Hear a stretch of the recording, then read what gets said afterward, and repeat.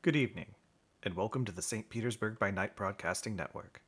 Tonight, we present to you our Werewolf the Apocalypse Chronicle, Hell Hounds.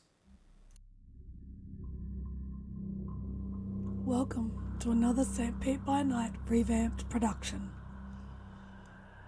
The following is rated for mature audiences and may contain graphic themes that will be distressing to some viewers. As always, we recommend you ensure the safety and well-being of yourself and those around you at all times. Viewer discretion is advised.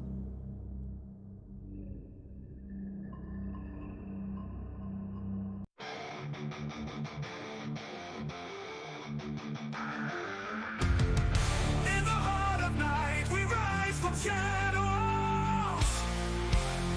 howling at the moon, igniting our battles, cleansing Gaia of an endless fight, until our final days we will fight.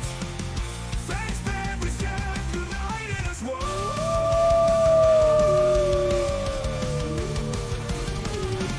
Evil spirits lurking with horror and dread. Little light leads us where the grave dare tread. Glory and honor, wisdom in our hand. Together we rise, take our final stand.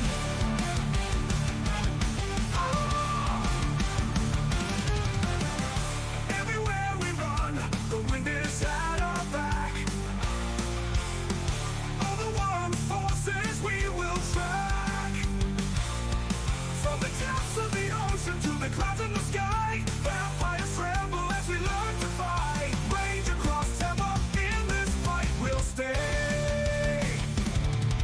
Evil spirits lurking with horror and dread. Little light leads us where the grave dare tread. Glory and honor, wisdom in our hand. Together we rise, take our final stand.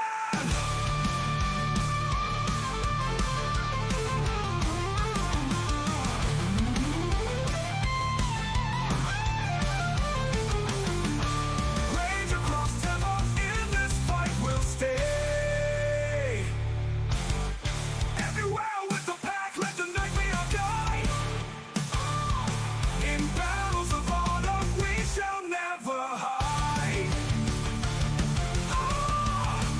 Fuck you, never hide.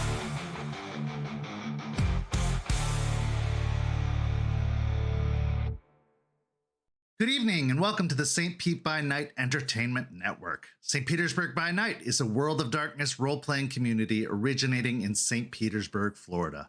My name is Kent, also known as Kent on all social media, and I will be your storyteller tonight. It's Friday night, and you know what that means. It's time for Hell Hounds, our Werewolf the Apocalypse 5th edition chronicle set in Tampa Bay, Florida, where a pack of young guru have traveled from Michigan to assist the Sept of the Evening Star in combating the forces of the worm, both physical and spiritual. You can follow St. Pete by Night on all of the social media listed in the description down below, and you can join our community by following that Discord link where you could take part in one of the many activities we have running all month long. We are now offering for players to run or play in 20th Anniversary or Chronicles of Darkness games as well, so head on over and join our community today. Now, let's introduce our players. Players, go ahead and introduce yourselves, if you please. Hi there, everyone. My name is Nikki, and I'll be playing Delphine Ruinspeaker, the Silent Strider Theurge. Oh, hey, didn't notice you there. I've been working hard so I can please you. So my name's Jay. I'll be playing Forged from Failures, the Bonar Rune.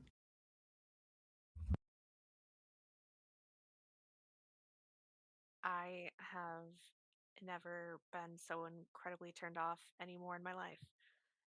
Anyway, hey there. I'm Lilith, and I'll be playing Juniper, Camine, the Ragabash Black Fury. Hello, everyone. My name is Ben, and I'll be playing Raymond Gorn, the Ghost Council Philodox. Okay, so for anyone who's still watching after those introductions, it's been a long 6 weeks since we were last here, players. So let's try and get caught up to where we were when we last left off. The Hell Hounds were sent to Michigan with one simple goal: to arrange a trade between the Hell Sept and the Tampa Sept, a trade for iron from the mine in northern Michigan, iron that is essential to combating the threat of the ever-growing plants from Piney Point. Now, there may have been some bumps in the road while you were in Michigan. There may have been some trials and tribulations, like a fight that broke out in a rental property, like some personal disputes on the road to Michigan, like some ghosts. But at the end of the day, the Michigan mission was accomplished. You did secure a deal with the Michigan Sept. The cost of that deal, however, was $30,000 for repairs to the house that was destroyed by Forged from Failures and Juniper, and stakes, at least for a temporary time, who would have to stay behind to assist in procuring that iron. There would also be some favors owed to the Wisconsin and Ohio Septs. There would be a moon bridge established between between Michigan and Tampa to help in the delivery of the iron, and everything should go according to plan. They have the reinforcements they need to make the iron happen and to take the mines. At least that's what everyone thought when they departed Michigan to make their way back to Tampa. So, as you arrive back in Michigan, let's go back to that time at the beginning of August, and let's catch up over those 6 weeks we've missed until we can get to the present. And we'll start with our first scene as Raymond arrives back in Tampa to report to the Sept leader, Aspen Weiss, about everything that happened in Michigan with the mission and maybe a little bit extra. Raymond, as you arrive at the cairn, not much has changed since you departed. There has been a bit of activity. You can see that there's been some developments. A garden is in full bloom. A structure has been erected off to one side. But for the most part, everything is the same. And as you arrive, Aspen Weiss, the Sept leader, awaits you at the hand-carved table beneath the large tree that has the clave mounted above it. What's going through your mind as you head towards this meeting?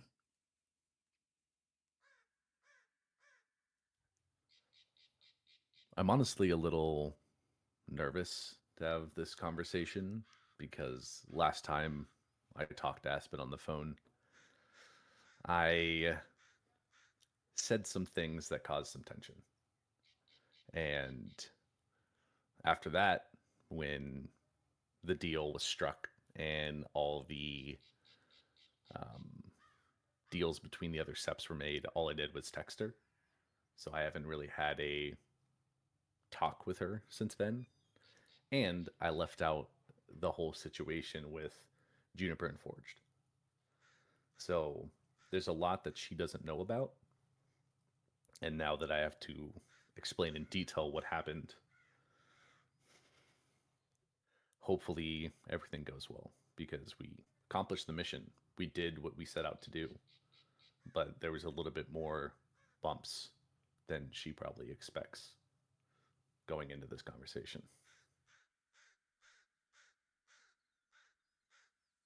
So as you approach the table, Aspen, go ahead and describe how you look as Raymond approaches this meeting. Aspen has her hair pulled back, cut off jeans, her hiking boots, a simple white blouse. She's kind of standing as she sees Raymond walk into the cairn proper, waiting for him to approach.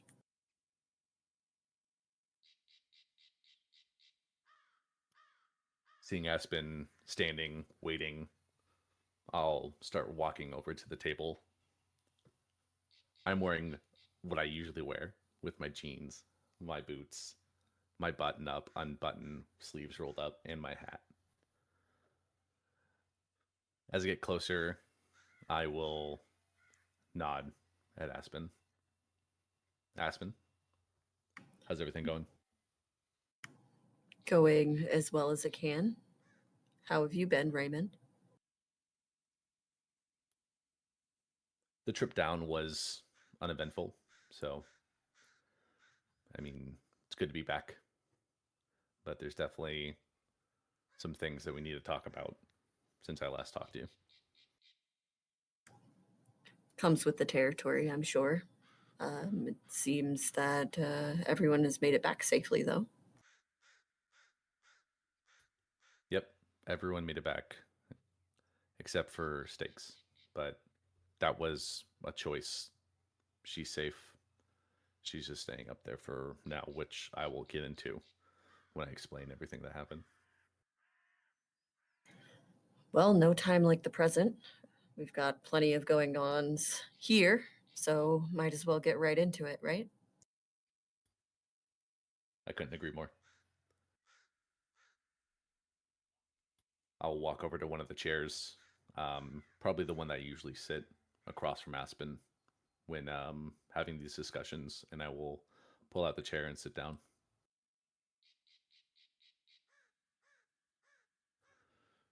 So, in the last text you got from me, I mean, it was good news.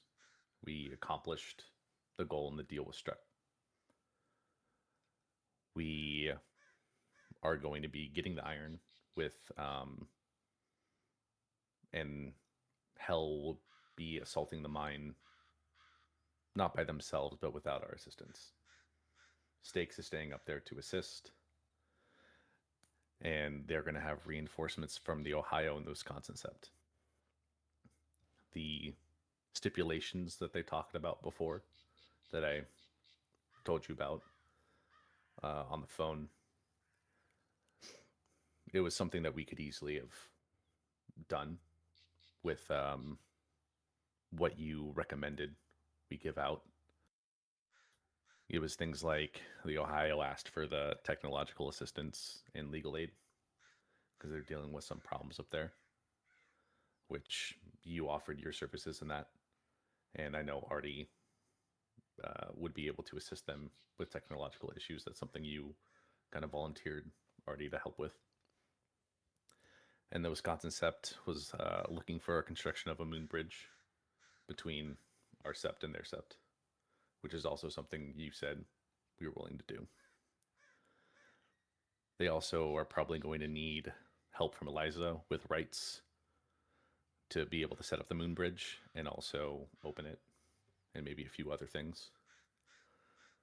But the big thing they asked for was a favor, one that was equal to or less of what we're asking them to do, which is help assist in the acquisition of this iron. Well, good. Most of those simple enough. Favor makes me a bit nervous, but it is what we need to do to take care of what we need to down here. So I guess we'll just burn that bridge when we get to it, right? Yep, that's one way to look at it. Unfortunately, the deal between Hell was struck and it was accomplished, but there were some bumps that I didn't fully explain in my last text to you that at the time I felt like it was not something that I needed to tell you because it was a situation with us up there and it's something that we needed to resolve, but it led to the negotiations being a little bit more rocky than what we expected. And what's changed your mind to tell me now?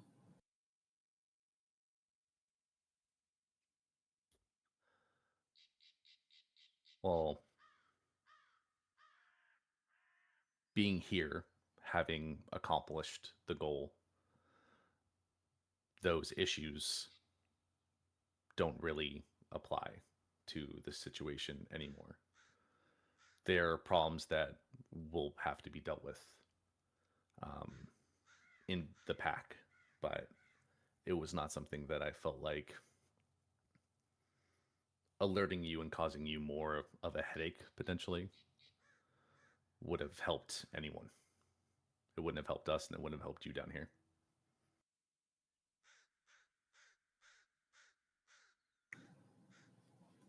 Or if it were to be believed, right, Raymond?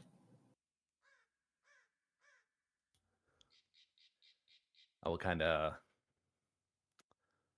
do like a pained laugh, chuckle at that, and like kind of look down, and then look back up at Aspen.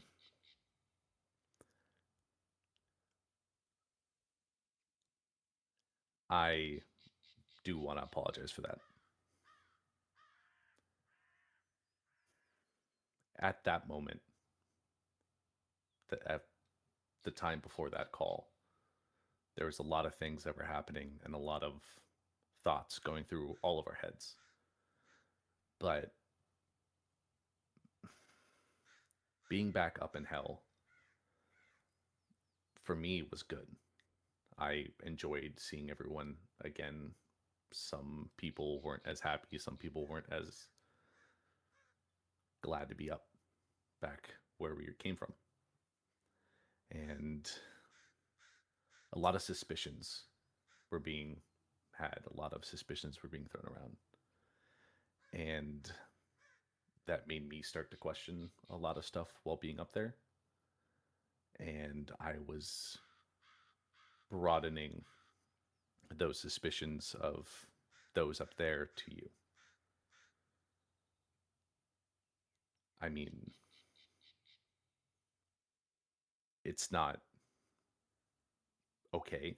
It's not the best thing to do, especially to you as a Sept leader, but isn't it also at least somewhat of what we are trained to do, in a sense, to question and suss out things that may not be truthful? I'm not saying you're not truthful. I'm just saying sometimes being suspicious and questioning can lead to answers. And unfortunately, I did that to you. Sussing out the truth.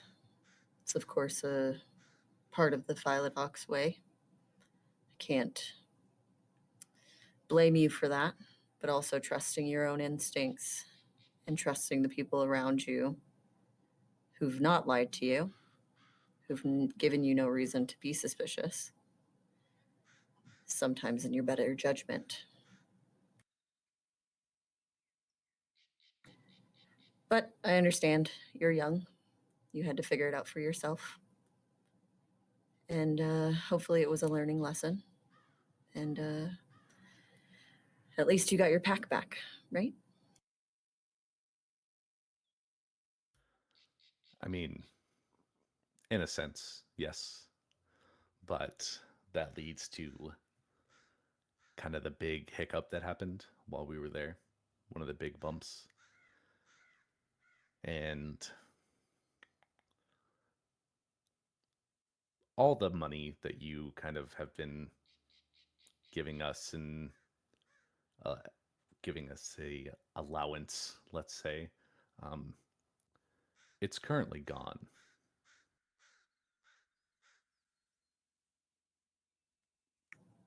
Okay. I'm listening. Care to explain? And she'll lean back into her chair and kind of press her hands to the edge of the table.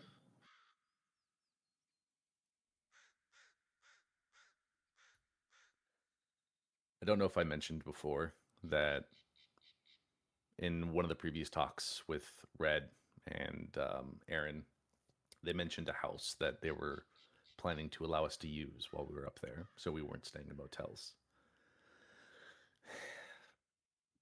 Forged and Juniper went to go investigate the house and went to go examine it, see what it was like.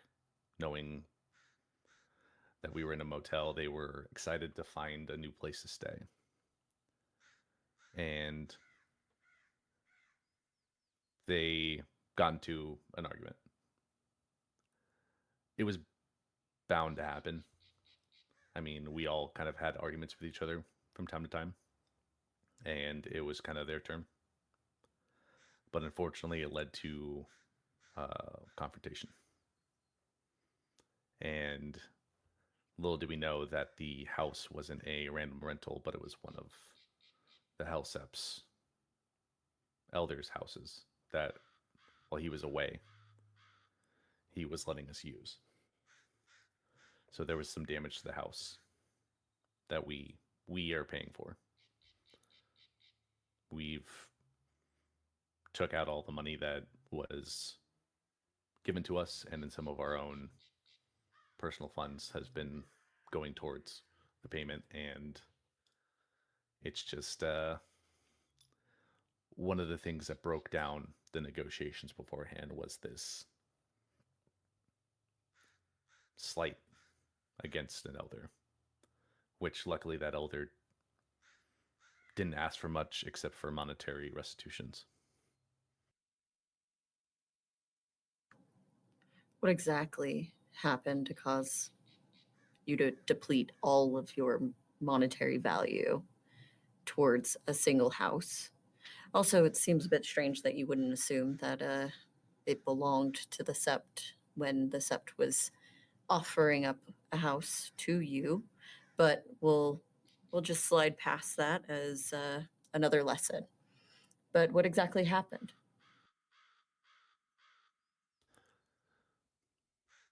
Well, the confrontation happened in the basement of the house, and so there was damage to the foundation, and that's where a lot of the money went. Some of the equipment that was there stored was damaged, which is pricey. That's where actually most of the money went to, was replacing that photography equipment that was down there. On the second, or the first thing you said, when the house was offered, I asked if it, and it was offered multiple times, and each time trying to inquire about it, it was never stated that it was owned by one of the Septs. It was not left out, but danced around that it was just a house that they were renting. That was all we knew. So it wasn't. We didn't know it was owned by one of the Sept leaders. It was completely not mentioned.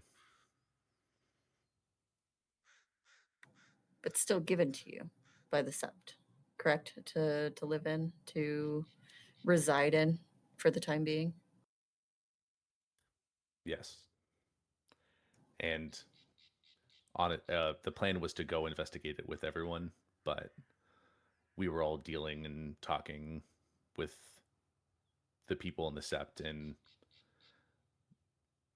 I wasn't aware that Juniper and Forge were going off on their own to check it out. I would have loved to go with them, but it's a situation that happened. It's one that has been resolved, and in all honesty, I'm pretty sure they've learned their lesson, because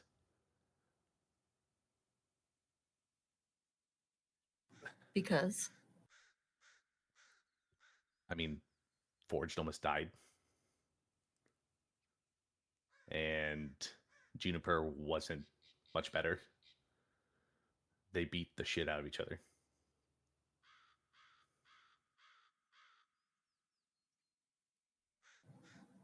Are you aware of the reason that they had this fight?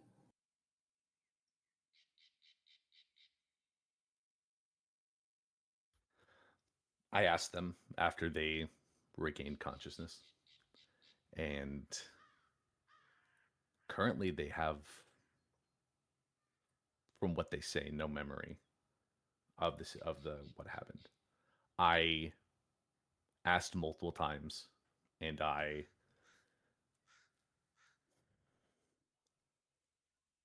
listened intently to see if that was what they believed. And as far as I'm aware, it's correct. Neither of them have been able to tell me exactly what happened to start the argument. Or sorry, to start the fight. The argument was started over a box, which I don't even know. But the fight was broken out for I don't know what reason. I don't know if the rage of the situation caused them to forget or what happened, but they have no memory of the encounter. Pause. So there was an argument over a box, presumably that wasn't theirs. Is that correct? Yep. So they were, investigating, and she puts up quotes, this house, and were rifling through things that didn't belong to them, which caused the argument that they don't remember escalating, but somehow were at the brink of death at the end of it, and you want me to believe that they've learned a lesson. Because if I remember correctly, one of the reasons that you left Hell in the first place was because of some of your pack investigating, she puts up quotes again, someone else's territory and rifling through things that don't belong to them. And an argument also broke out there, if I'm remembering correctly. So the fact that it's happened twice means that a lesson wasn't learned the first time. So what makes you believe, as their pack leader, that they've learned anything this time other than being brought to the brink of almost death with no recollection as to why?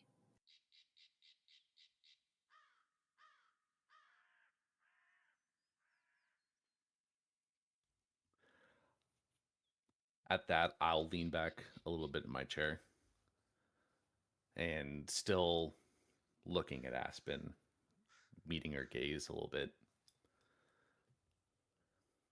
I believe they learned a lesson because they told me they learned a lesson. And that might not mean much. You are correct. The reason we left Hell was because of something similar. But over the months and over the time of us being together, it's been rough, but I believe that when they told me that they know they messed up and that they know that what they did was wrong, the punishments were given out by the other Sept. There was no shame. There was no trial. There was no challenge. We were able to deal with the situation ourselves. And I trust them in this way that they say that they have learned a lesson. I believe they did. Do I feel like that there needs to be a little bit more punishment from my side? Yes, that's something I'm going to do.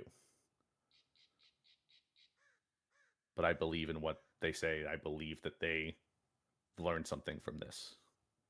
It might be small, but at least they learned something compared to some of the other arguments and the other fights we've had. So yes, I believe they did learn a lesson. Well, let's hope that they did, for your sake, for all of your sakes, really. And as far as you making sure that they've learned a lesson, that's on you as well. So I would make sure that they know that they didn't get off scot-free and that this wasn't just a fun little trip to Michigan where they could, I don't know, let their rebellion fly or whatever it is they felt at the time. But the problem is, Raymond, them learning, that's on you. Them learning their lessons, them doing better is on you. Because if you keep letting them get away with things or digging them out of things, sure, they'll see you as a friend, an ally, but they won't respect you.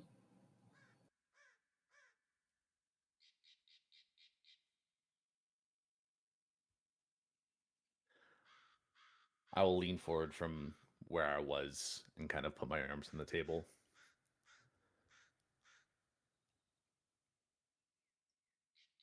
It's taken a bit to gain their respect, I admit.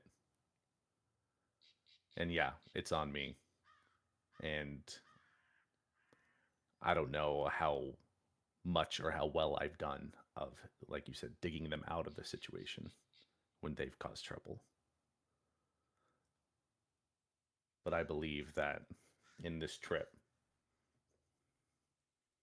the respect that you're talking about, I've gained in a sense, at least a bit. I'm working on it. I was not perfect in any sense of the word. I'm still not perfect as a pack leader. It's something I'm still getting better at. I understand your point. I understand where you're coming from, but give me a break a little bit. She leans in and she smiles. Not saying that to berate you. I'm saying that as someone who's been in a similar experiences, and has been kind of right where you are. I know I have to come in here and be big, keep everything together, but I've been there too. And I'm telling you, sometimes you have to be the asshole, and it sucks. And it makes your job really difficult. But at the end of the day, it's all on you to keep them safe and to keep them alive. And if they don't learn these lessons quickly, I don't know, somebody who's lost a decent amount, it's hard to live with. And that's just me coming to you as a fellow leader, not a Sept leader.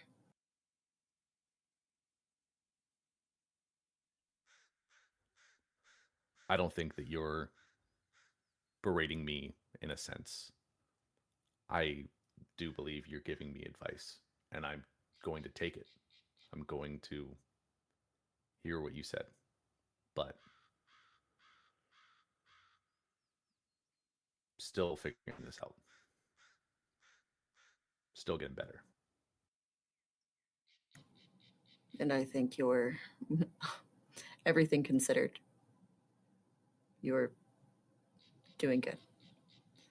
But we do have to talk about why you didn't stay, what the punishment was besides monetary value, and any other, I guess, shit that might have happened there.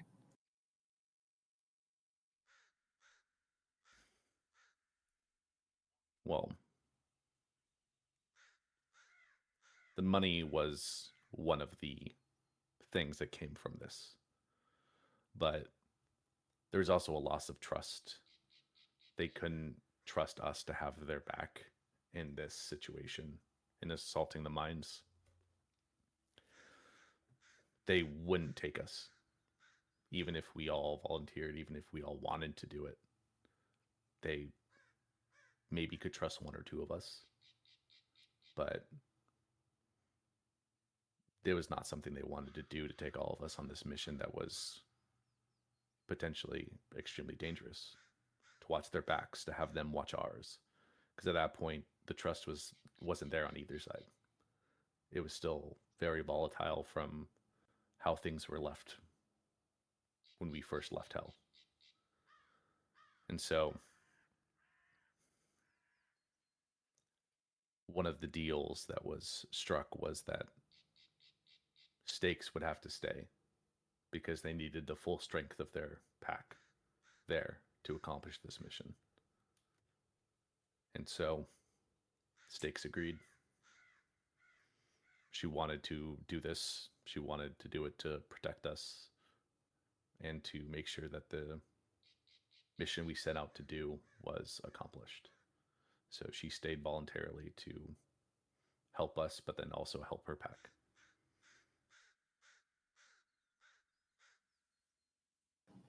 I think that's fair coming from them after everything. And at the end of the day, the mission, as we needed it to happen, is a success. But there is bumps in the road that make me concerned.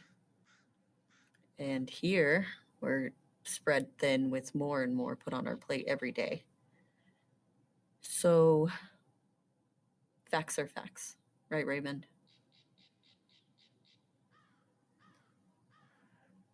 Can I trust you all to do what needs to be done here? To have more responsibility, to have less babysitting, more guru. I guess what I'm asking you is to convince me.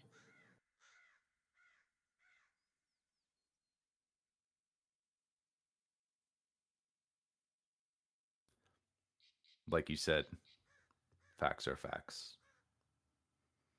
You know, we've caused trouble in the past. We haven't been fully put together as a pack. But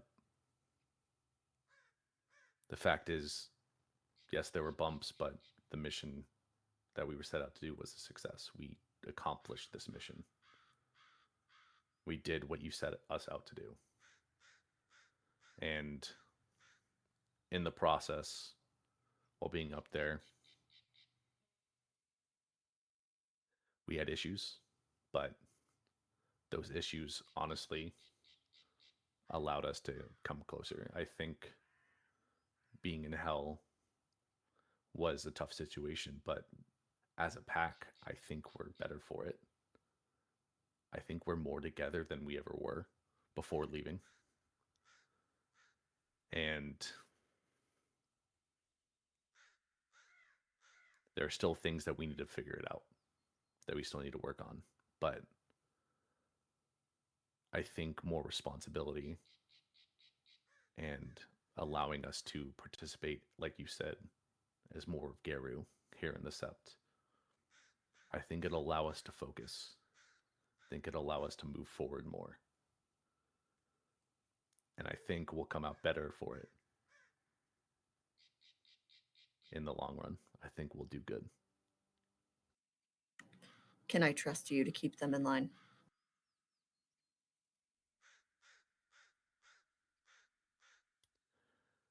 You can trust me to do my best. That I will do in any situation the best I can to keep everyone going forward. Okay. Final question. Can I trust you to trust my judgment?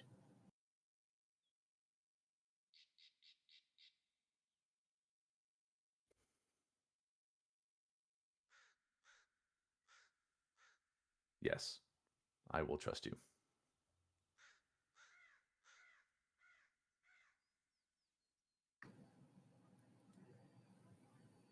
I'll speak with Charles. For what it's worth, I'm glad you're all safe and back here. It's been, I'd like to say quiet without you all, but it hasn't. Also, just if you see large bats or dragons, she kind of like lengthens and looks away for a second. They're tentative allies, and I suggest you just steer clear for now.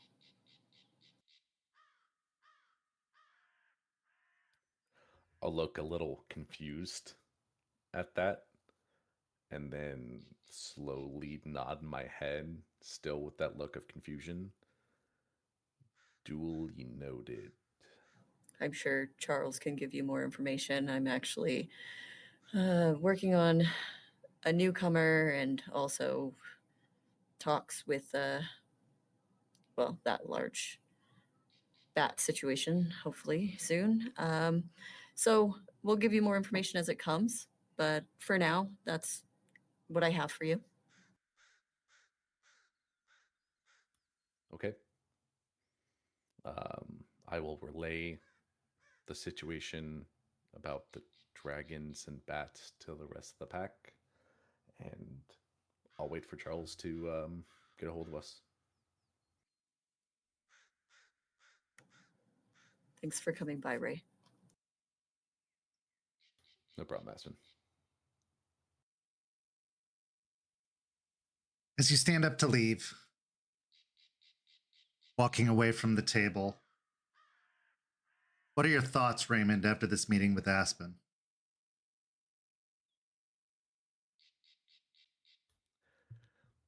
I knew there was going to be somewhat of a confrontation because of the last phone call we had.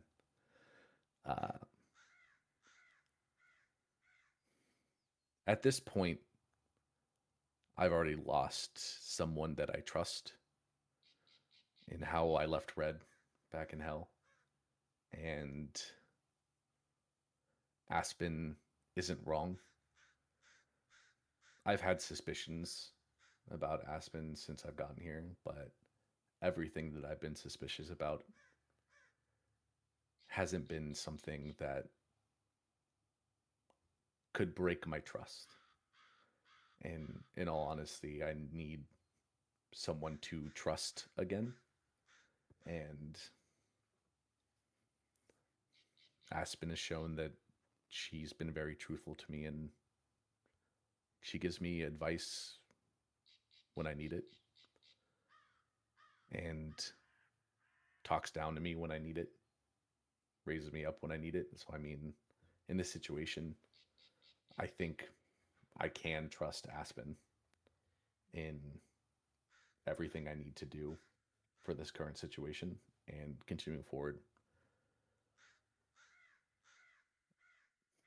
This is going to be rough because, like I said, there's things that we need to figure out as a pack, and hopefully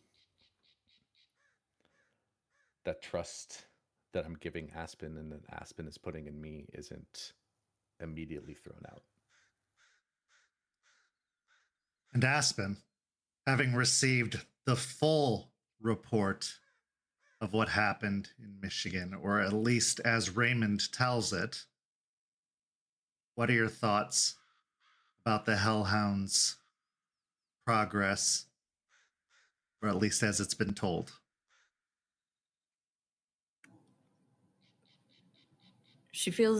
Aspen feels as though he was being truthful. There's always bits of a story that you don't get all of. So there's still that part of it of what else am I missing in this conversation? What else is there to figure out? She knows that she needs to speak with Charles because with him being his position and being over them, his input is absolutely important. But with how the status of Tampa is now, trust has to be given at some point. And even if I can't trust the whole of the pack, maybe I can trust that Ray can figure it out. Another meeting of leaders, another discussion, and a different parting of ways, perhaps with a better understanding of each other, a little less tense, a little more respect, maybe a more lasting respect.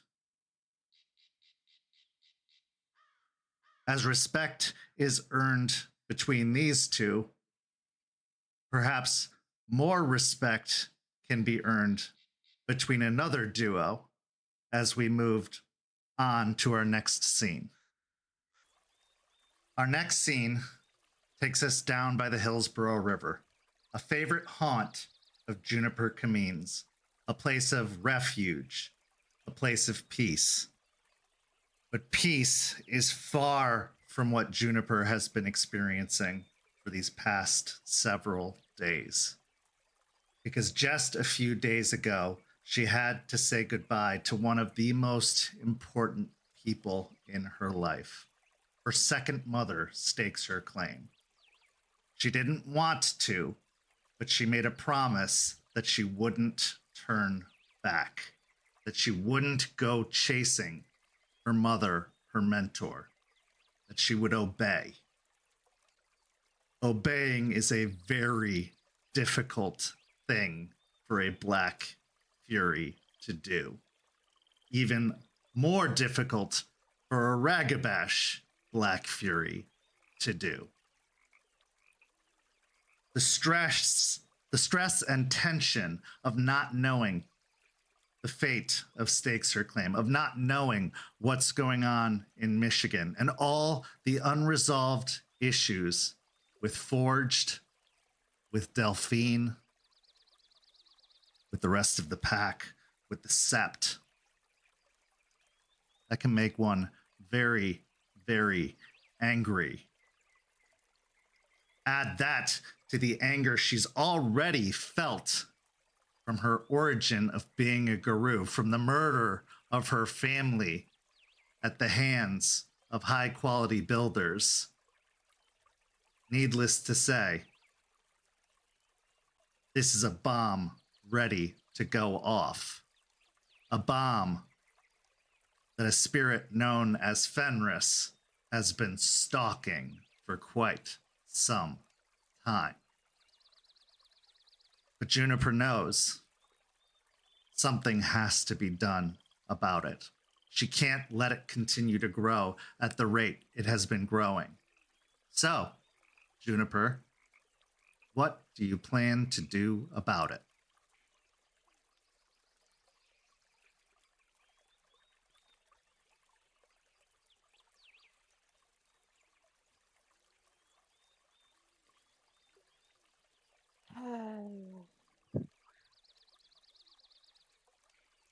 I've talked to several members of the Sept, and I've gotten their perspectives on how they see this world that we live in, being guru, keeping their sanity throughout all of this. But I haven't quite felt like any of their answers has really connected with me. And as much as I really fucking hate the idea, the only person I can think of at this point to talk to is someone that I haven't really been happy with from the beginning. I have to talk to Charles. So on this particular afternoon, just a few short days after your return to Tampa, you meet with Charles in your special place along the riverside, a place where you feel comfortable and prepare yourself for a very uncomfortable conversation.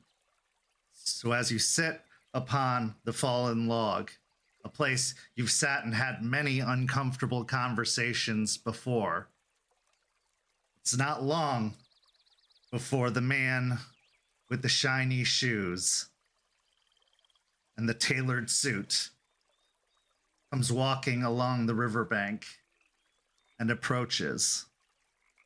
Charles Albrecht, the warder of the Sept, the worm foe, the Silver Fang Arun, the man who has been your torturer, your teacher, now to be possibly a mentor to some degree.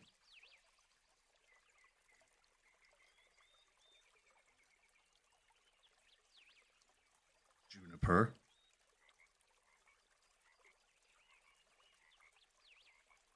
Charles. You asked to see me.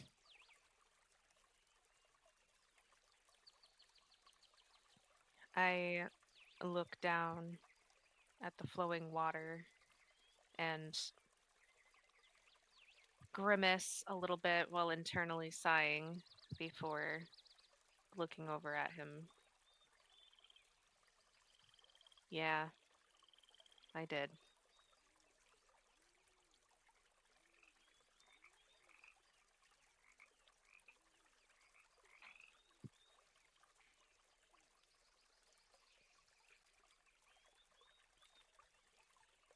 I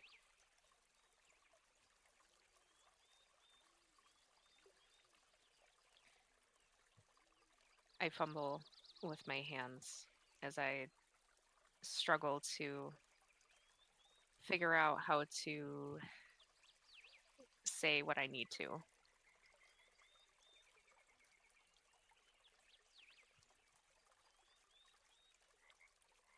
I don't need your help.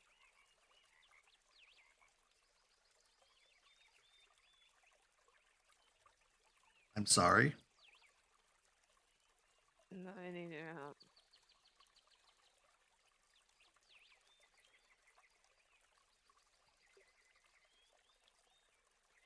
I see.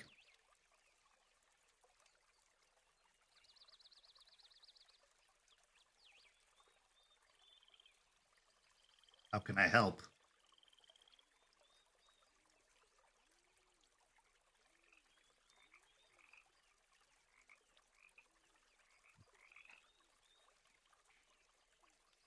I am very,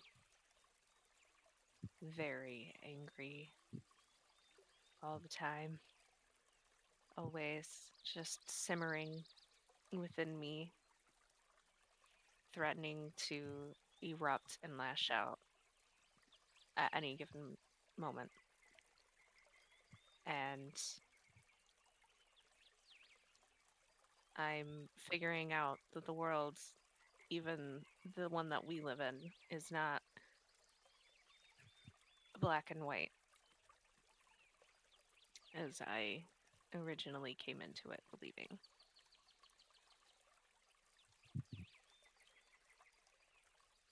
And as much as I hate it, I feel like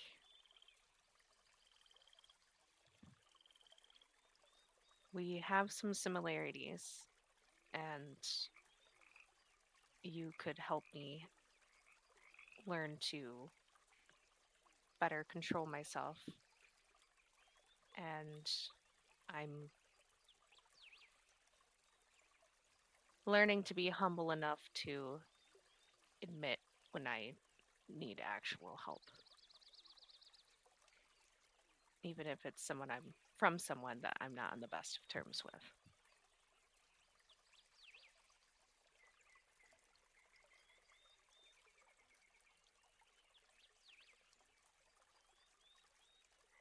Did you know when your sister and I first met, we hated each other?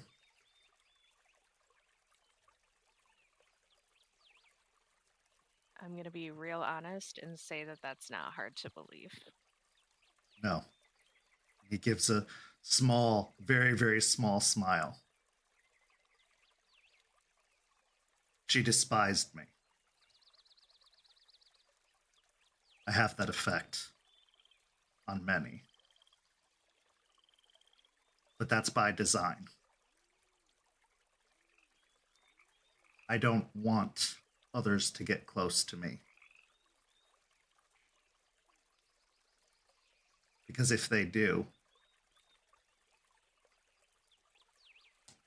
it makes it that much harder to hurt them if I have to. It makes it that much harder to leave them if I have to.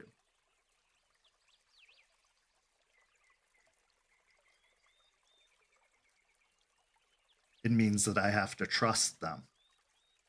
It means that I have to let them in.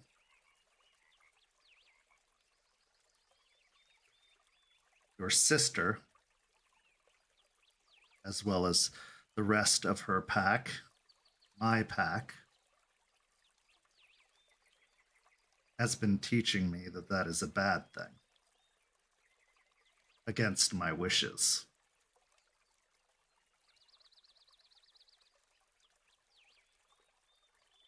So I'm going to let you in and tell you a little something about myself. I am also angry all of the time. It's what being a guru is.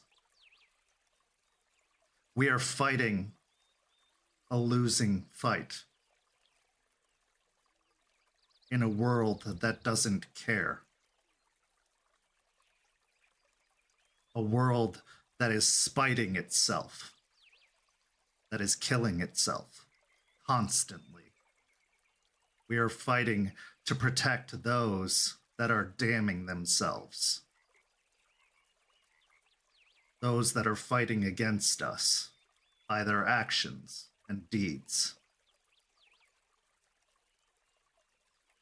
But we do it anyway, because it's the right thing to do. Because someone has to. Doesn't make it easy. Doesn't make it joyful. But it still needs to be done. Being angry all of the time is being guru. Because that rage, that anger that you feel is your power.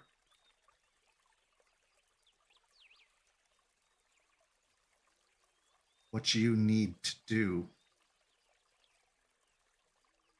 is learn when it is your best weapon and when it is your worst enemy.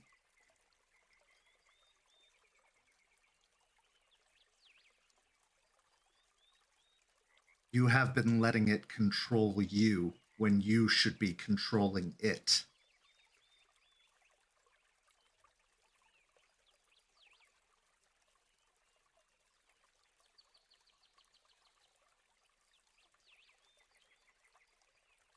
I look down at the ground when he says that, and then I look at my hands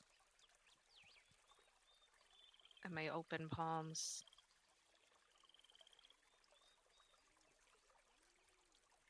I have done horrific things because of my rage. How do I learn to control it?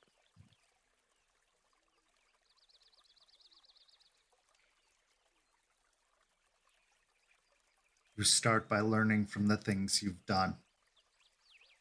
You stop punishing yourself for those things. That guilt that you feel is only fueling that lack of control. It is a lesson.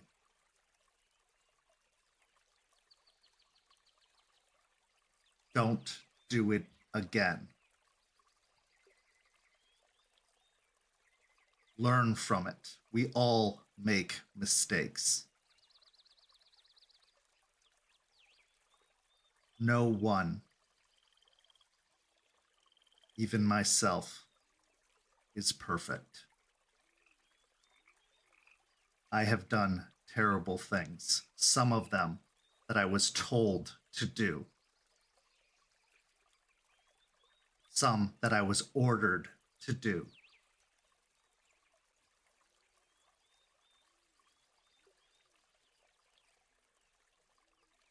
You will have to do things that are terrible in this fight.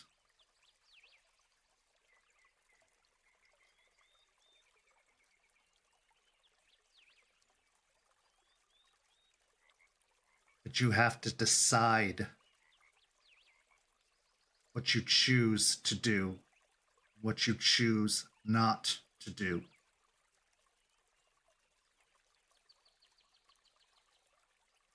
Don't let it be decided for you.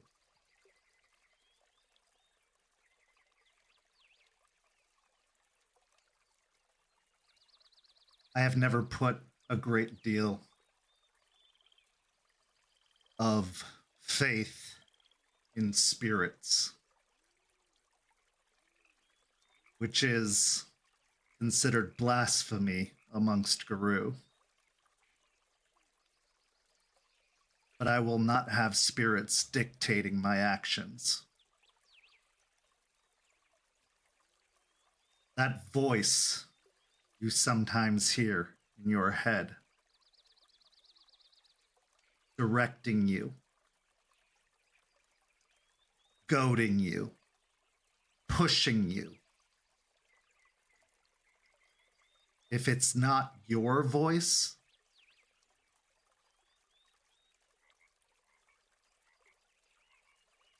you don't have to listen to it.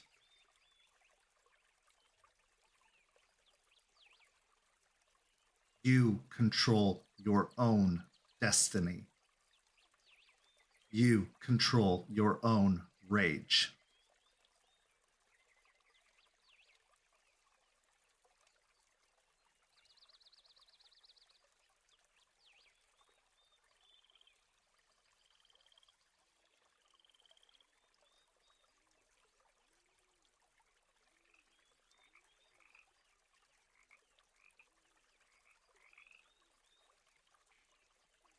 But what if I try my hardest and do my best and work so hard to keep it all contained and I still get overwhelmed by it in the end?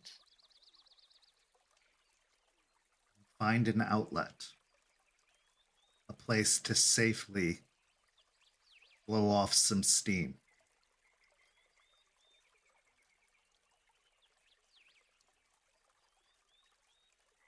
It is like a machine. If you let it overheat, it will break down. You have been letting yourself get pent up. You've been letting your anger build up. You have contained it. For some, it's meditation. For others, it's martial arts. Find an outlet. I hunt. And cook.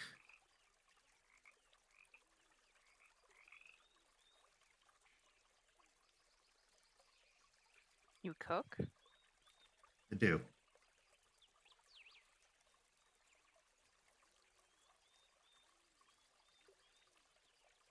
My face kind of turns into like a perplexed look.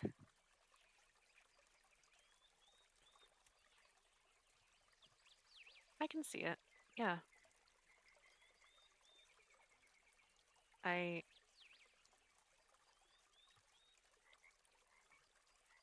spent my whole life on a bunch of land, farming, gardening, all of that stuff. And I've been helping out a lot with that here and taking care of the cairn and the land here, but it's not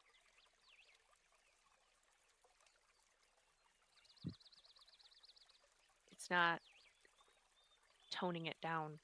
It's not taking it away. It's not resetting. It's too close to your purpose. You need to get away. Find something that is just yours. Something that isn't about the fight. When I cook, I am detaching myself from being a guru. I am detaching myself from Gaia, even if for a moment. I am allowing myself, in those brief moments, to be human. To live. Because if we don't get to live, what is it all for? What was the point?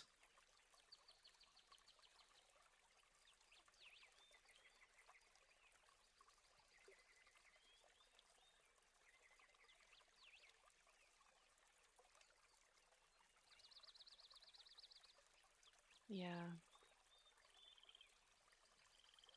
I nod my head a little bit. I guess in all of this, even though it's been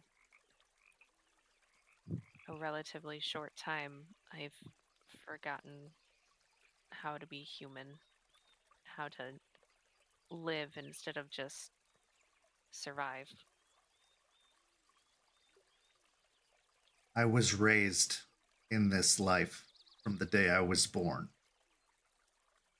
I never had anything other than this life.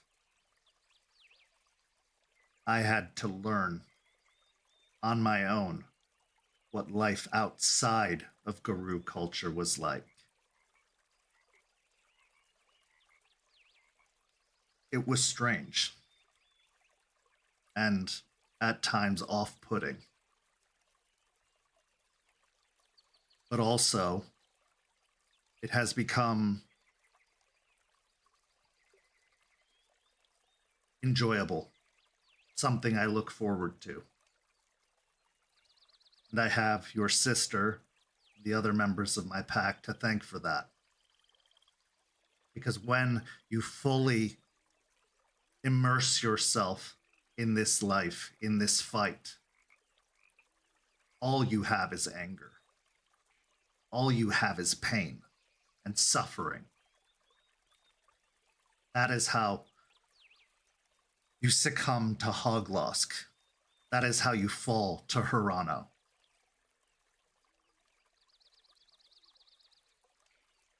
Because it is a never-ending fight. And at times, it seems pointless. At times, it seems like an unwinnable struggle. And at times, it can be maddening.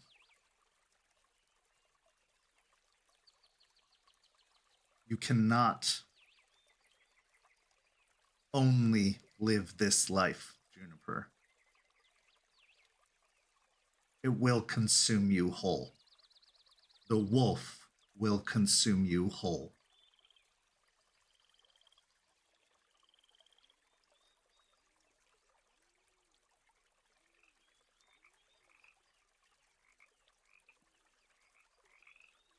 I can already feel it starting to happen, and it's scaring me. Need balance. Eliza taught me that. Stargazer, someone I was taught to distrust. But there's some wisdom in that.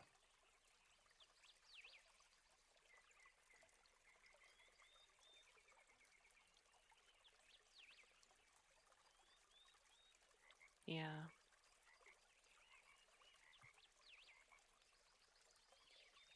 Jester actually talked to me about going to karaoke sometime.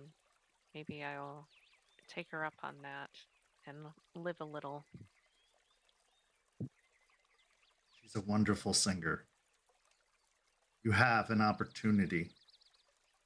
I know what you lost. Don't make the mistake of losing it again because of this fight. You have an opportunity to have it again. It won't be the same. You can't get back what you've lost, that you can have something new, something different, but still good.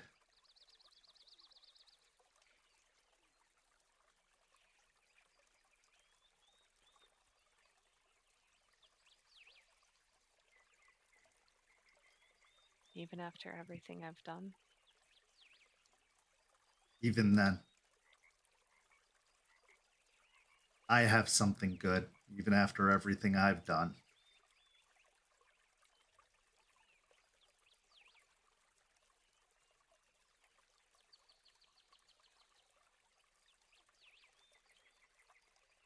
I nod my head. Yeah. Okay. I think I'll start by trusting that.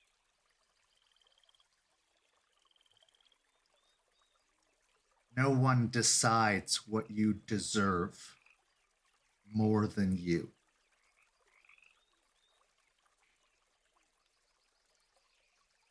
Others can punish you, like myself, like Raymond, as your pack leader, as your warder.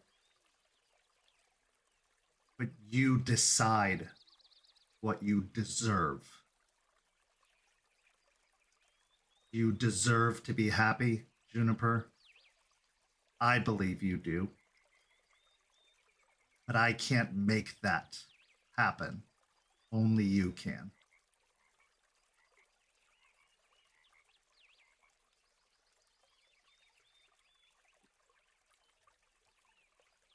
I want to get to a place where I feel I deserve to be happy. Then do it.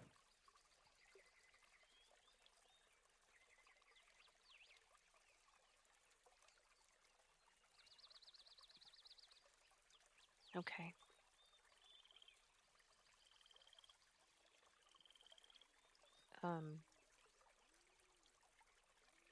There is another question I have to ask.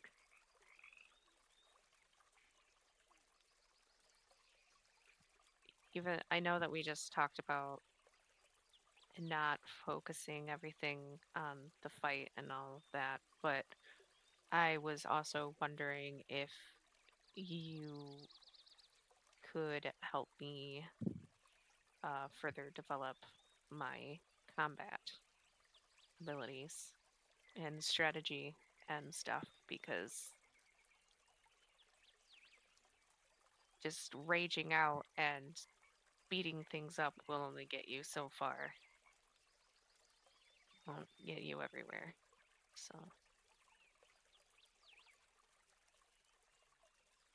I'm not sure how much more you need to be taught after what happened in Michigan, but I'll do what I can.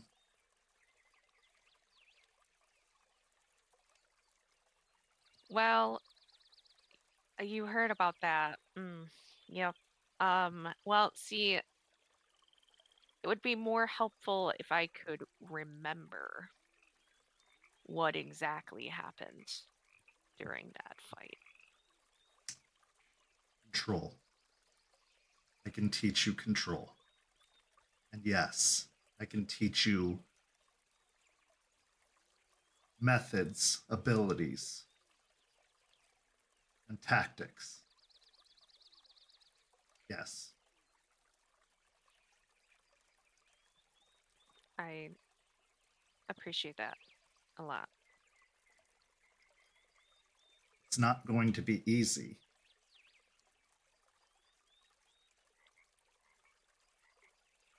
Well, it's a good thing life hasn't necessarily been easy for me.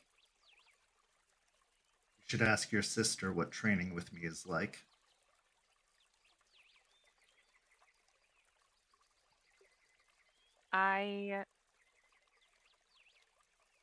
Honestly, I want to go in completely blind. Have it be a nice little surprise. That is one of the training days, yes. You mean like when you gassed all of us and put us on a ship? That was a Surprise! test. could be considered combat training. There. I'm glad you spoke to me, Juniper. This is a difficult lesson for Guru to learn. Control the rage. Some never learn this lesson. Some try to figure it out on their own, and they do. Others struggle. It causes them to die young. I don't wish that for you. I believe you have potential.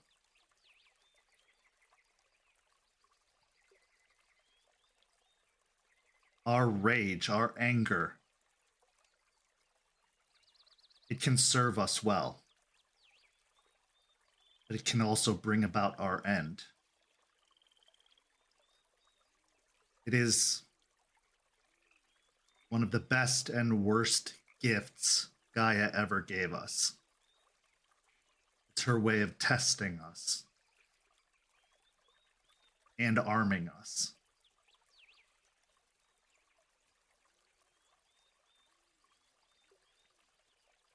Yeah, it is definitely a double-edged sword. That it is.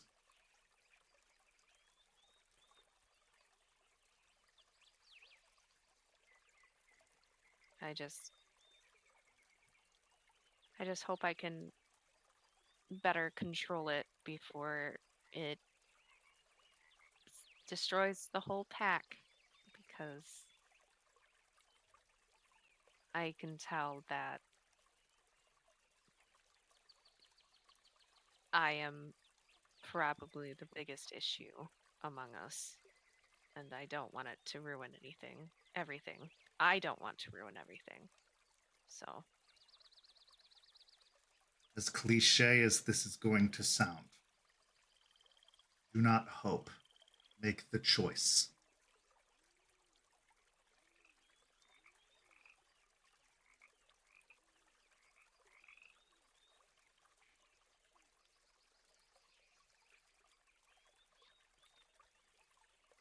yeah.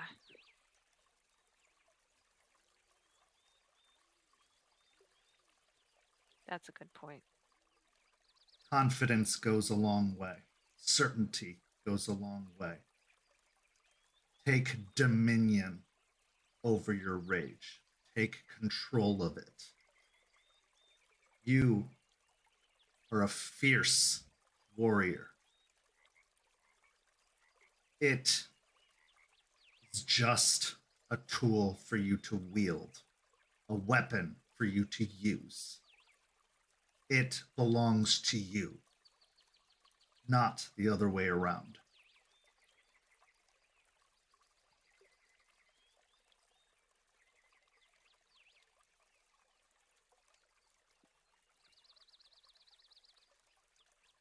As I contemplate and think about his words, my face starts to change from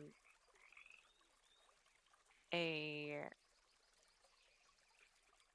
guarded and angry demeanor into something more soft and neutral.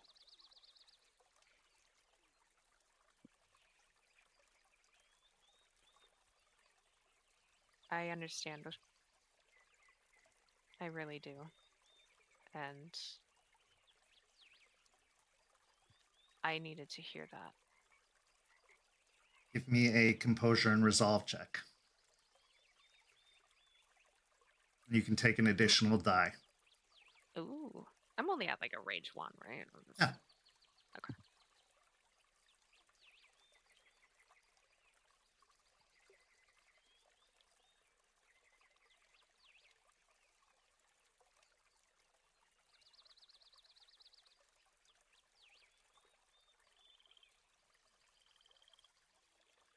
I got 1 success and a brutal outcome on the die. So Okay.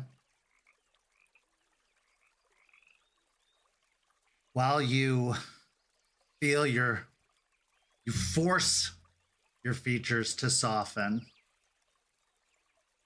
you still feel that roiling within. It's going to take some work. It's going to take some time, and it's going to take a lot of practice to stamp that fire out. But the words are there.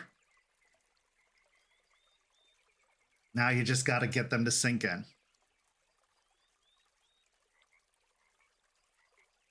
Shall we begin? Charles says. Ready when you are. He begins to walk towards the cairn. As you stand up and prepare to follow, what's going through your head after this conversation? Well, first of all, this went way fucking better than I expected it to. I thought that my own smart-ass mouth was going to get me in trouble. But it didn't.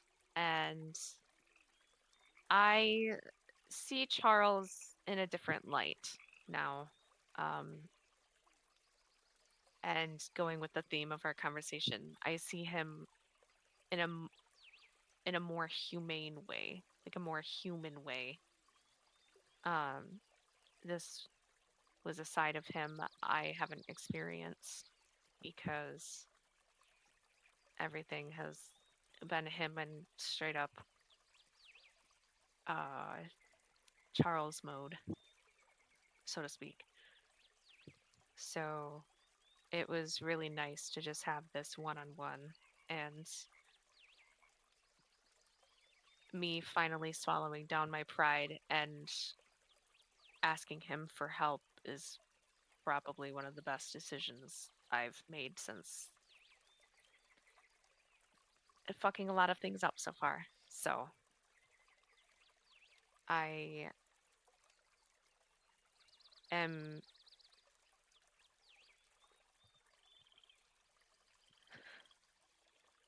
know that I'm going to get a better handle at this, and that I am going to be better.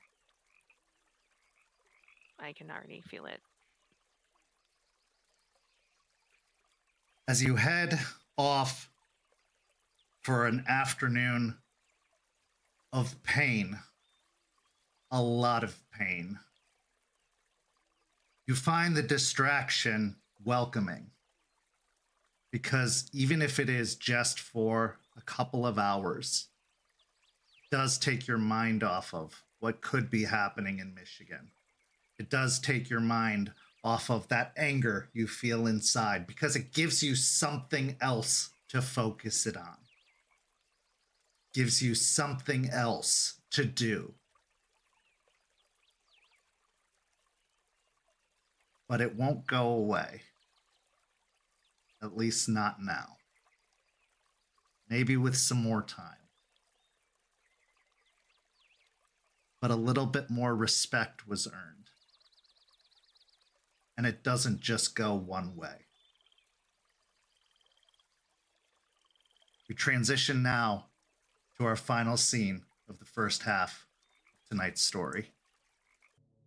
The transition back to Tampa has been easy for some and harder for others.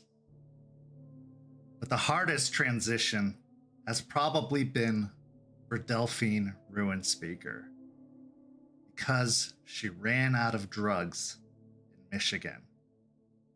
And when she got back to Tampa, she tried immediately to get in touch with Spud. Problem was, Spud wasn't available. So without a score, what's the first thing she did? Broke her cell phone.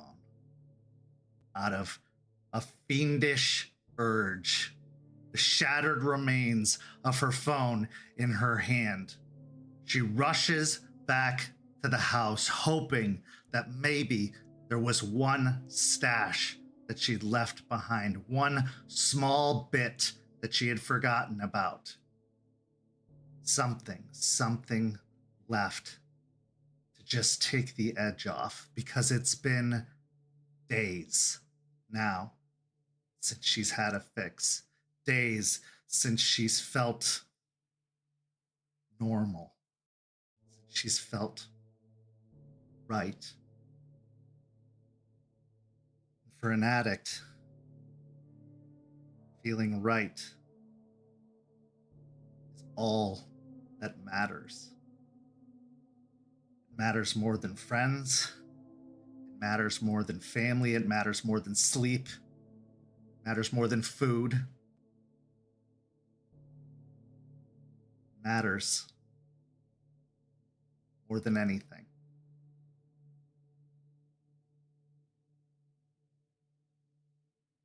So Delphine, what's going through your mind as you arrive back to the house where you've been avoiding since you've arrived back in Tampa? Her thought process is actually pretty straightforward because all she can think about is just getting a fix. She doesn't give a crap about anyone else's feelings except for her own right now. She wants to feel better. Fuck everyone in this house. Fuck everything going on. That's not important to me. Everyone can go fuck themselves right now, and I just want to feel better. I want to be selfish. I want to fucking have something go right for me for once. And as she's thinking that, she is carelessly not like when she go looking for any drugs she might have left behind. She is making a mess of the girl's room, not caring what state she leaves it in. She's not cleaning it up. It's not her problem to deal with when she leaves. Someone else who's had a rough time since they left Michigan is Forged from Failures. We saw the death of one of their closest friends when they exploded, quite literally, after turning into some monstrous creation at the hands of a woman that they had only met once before. That memory still lingering in your mind, Forged. You've been feeling some kind of way. What way is that? Forge, it's been a kind of conflict of emotions, almost like a cycle, where Forge would feel sad at first, just remembering the good times between him and Duncan, of the memories they shared, the fact that Duncan was always pushing for Forge to be a better person, and now when it finally feels like maybe he is becoming that person, or maybe the chance for that, he is gone. You know, the one guy that really wanted to see him succeed is not here to witness it anymore because of his actions, of Forge's actions.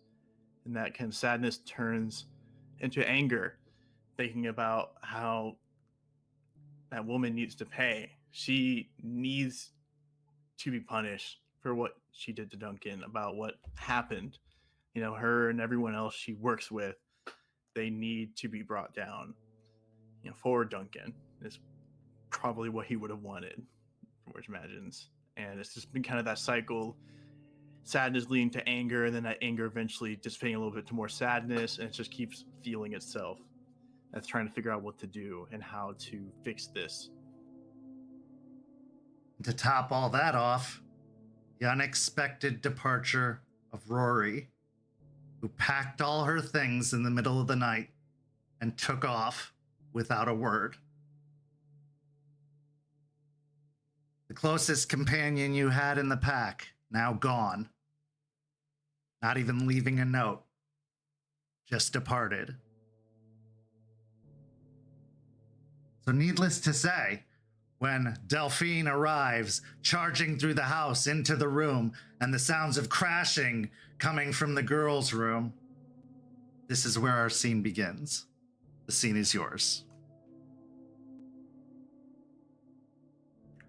Forge was in his room, you know, kind of probably across the hallway or a little bit down the hallway, drinking some beers. He has 2 beers already drunk, one halfway through, and like one set across from him, as if he's expecting someone else to maybe show up, or maybe just have that for a possible friend. Playing his guitar, as he hears this noise, he kind of groans to himself, realizing no one else is probably home right now, as he gets up and goes over to investigate what the hell's going on. You basically see what was described as just Delphine not even acknowledging you, because she probably hasn't even isn't even aware of your presence with how focused she is on trying to find what she's looking for. But the room by this point is in a state of disrepair. The sheets are off all of the beds. Any books that were on the desk have been moved. Some of them opened, pages rustled through. The drawers have been opened. She's in the process of just rummaging through them, pulling things out, discarding them on the floor. Forge just standing there with a dirty muscle tee that had a couple stains on it. As the eyes are a little bit bloodshot, he wipes them for maybe any remnants of tears or like that in his face. He just kind of speaks, just kind of clears his throat and says, Delphine, what the fuck are you doing? She'll jump a little bit, not having expected someone to speak up, but she just holding like probably someone's t-shirt. She's not even sure whose at this point, but holding one of the t-shirts in her hand as she was about to discard it, she'll just look at him and just look around the room and then just toss the shirt carelessly back into the drawer. I'm just looking for something. What are you looking for? I can. No, you can't find it. It's fine. It's probably in here somewhere. I just gotta keep looking for it. And she's just a little twitchier than she normally is. Her eyes are also bloodshot. She's sweaty. She's pale. She's been chewing on her fingernails until they're basically just to the nail bed. And she's been picking at the corners of her mouth, so leaving just some irritated skin and some scabs. So, if I can't find it, then you apparently can find it. You've torn this whole room up.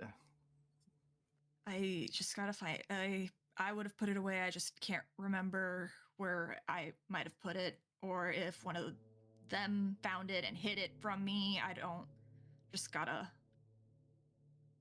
She's just gone back to rummaging through the drawers. There's a moment as Forge is standing there, kind of leaning against the door right now. He contemplates, maybe I should just walk out. Like, maybe this doesn't concern me. Why should I care about Delphine? It's nothing. This is nothing.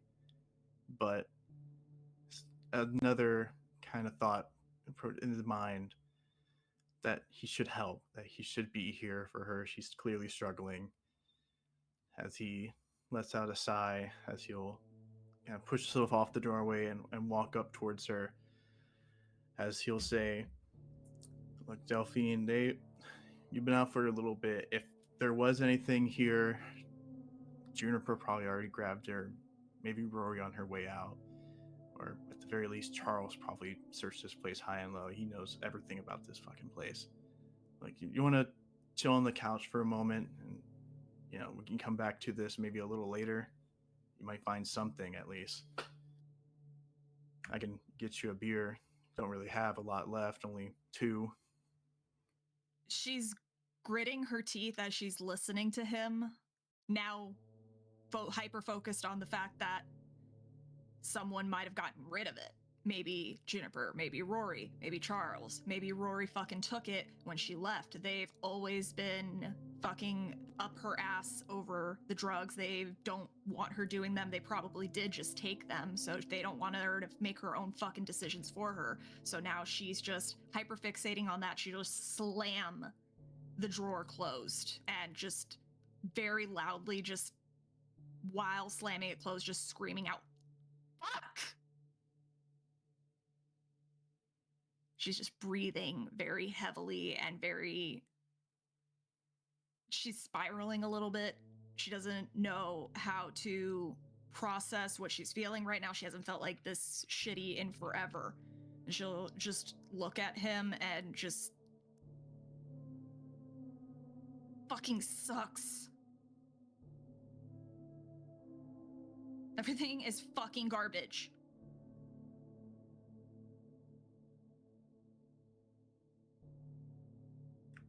Sound a little bit like me there, but yeah, it sounds like you're having a tough time with your supplier.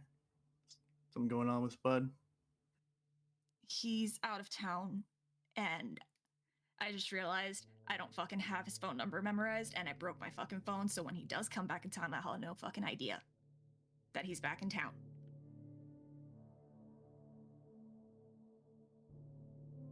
Which means I'll have to fucking go out looking for him, and then I'm gonna have Aspen on my ass because she said, oh, you're not supposed to talk to Spud, and everyone is fucking just micromanaging fucking everything. She just starts gritting her teeth, just struggling to talk now, and just shaking a little bit.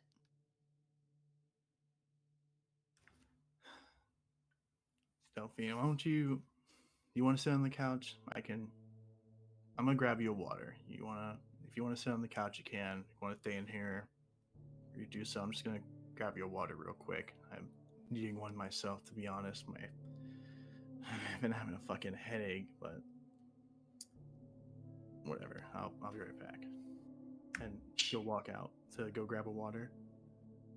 She'll take a little bit of time getting out. She'll be breathing a little heavily, trying to refocus. But eventually she will just leave the room. She'll, like I said previously, she will not care about cleaning anything that she did. She'll just half-heartedly pull the door shut behind her, and she will start going over to the couch. She'll see the fur-covered, musty-smelling blanket that she had made for steaks that got left behind, and she'll probably grab it up and just put it over her lap, trying to bring her knees up to her chest, trying to keep the shaking and the cold, because she's just really cold right now, even though she's also boiling hot. Forge comes back in with 2 cups of water, as he'll put one down in front of Delphine and take a sip for himself as he sits down on the couch. Not turning on the TV yet. He's just kind of sitting there, giving like some distance for Delphine, like at the other end of the couch, making sure she has enough space for herself, as he'll kind of think of what to say for a moment before he'll speak up and say, well, I mean, if we can probably go look for Spud, did he give you a time frame he was coming back into town? We can at least have an idea, or we can just ask them around for some people. He probably has other people maybe has his number, or can tell you. If he responded, I saw the text message saying that he was out of town, and then the screen went, those ink blots that the screens sometimes get? Yeah, I know. That happened, and then the screen shattered. So if he responded, I have no idea. Doesn't it, like, don't phones have SIM cards or anything like that like transfer all the information to another phone? I know. I was looking into getting a new phone recently. I lost my old one. Kind of why I've not been seeing me on my phone lately. I've been trying to save up a little bit that I can to actually get a new one, but shit's expensive these days. Most phones have eSIMs these days, but I don't know, maybe the physical SIM wasn't activated on the phone, but the Sims don't actually hold any of the information, just your phone number. I think they make that better with whatever. Actually, couldn't you just talk to the spirit of the phone? Can you just do that and the spirit of the phone get you shit? Spirits don't like me when I'm like this.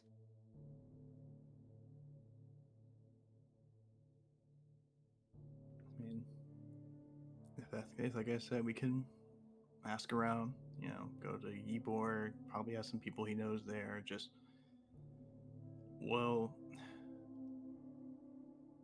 we'll figure out something, you know, just. And he just kind of sits there awkwardly for a second, takes another sip of his water. She'll glance over at him. Are you high or something? You're really calm and lazy sounding. Not that you're lazy, you sound like you're high. Mellow. I wish, honestly. Fuck, it would be a lot nicer if I had at least something, but you know, I got my stuff from Rory, and she, you know, kind of bailed and just, you know, been some stuff on my mind lately. You know how it is, kind of. You just looks around, like not sure how to, like unsure and kind of a little nervous almost. If he not sure how to open up or talk about this. What, are you still thinking about your fight with Juniper or whatever, or the breaking apart, no, not the house? She just rubs her temples a little bit, just struggling to keep people's identities straight. It's not that. You should take a sip of your water, by the way. You know, kind of. Like, don't make my efforts grabbing you a water go for nothing, okay? But no, it's. I mean, to be honest, out of all people, you'd probably understand this the most. But before we left Hell, I met up with a buddy and lost someone. So it's been kind of rough with that, and you know, stakes going up for the mission, and Rory hightailing it to wherever. Just been kind of a lot, you know. Who died?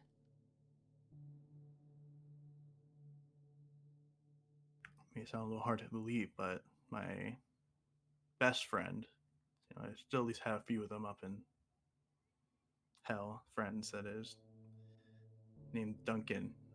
Don't think any of you ever met him. He was a dude I knew from high school. I always thought he was a little bit annoying, but he always stuck around. So always kept telling me to try and be better. You know, pushed me to actually attend stuff, to go to wrestling practices.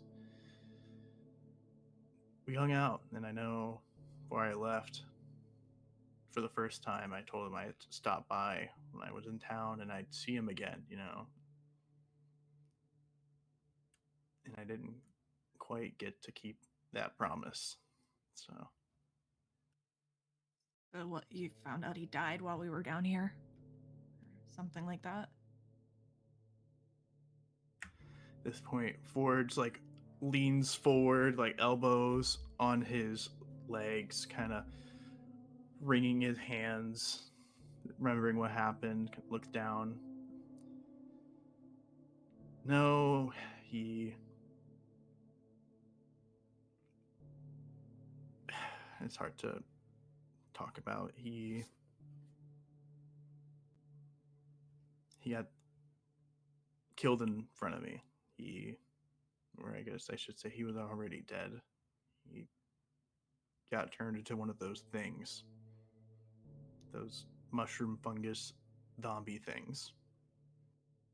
She'll furrow her brow and then, like, focus for a moment. Just, wait, what? But Red said that they hadn't seen any of those up there.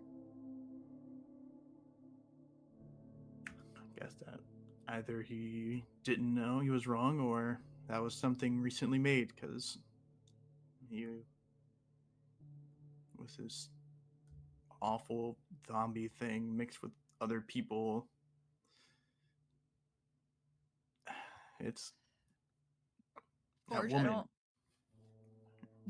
What woman? I should start from the beginning. It probably makes more sense. I told my bro I would hang out with him, and when I went over, I was shocked to see that, that chick from the bar, Hell Bar, that we saw before, that was kind of weird, and I made that sandwich for.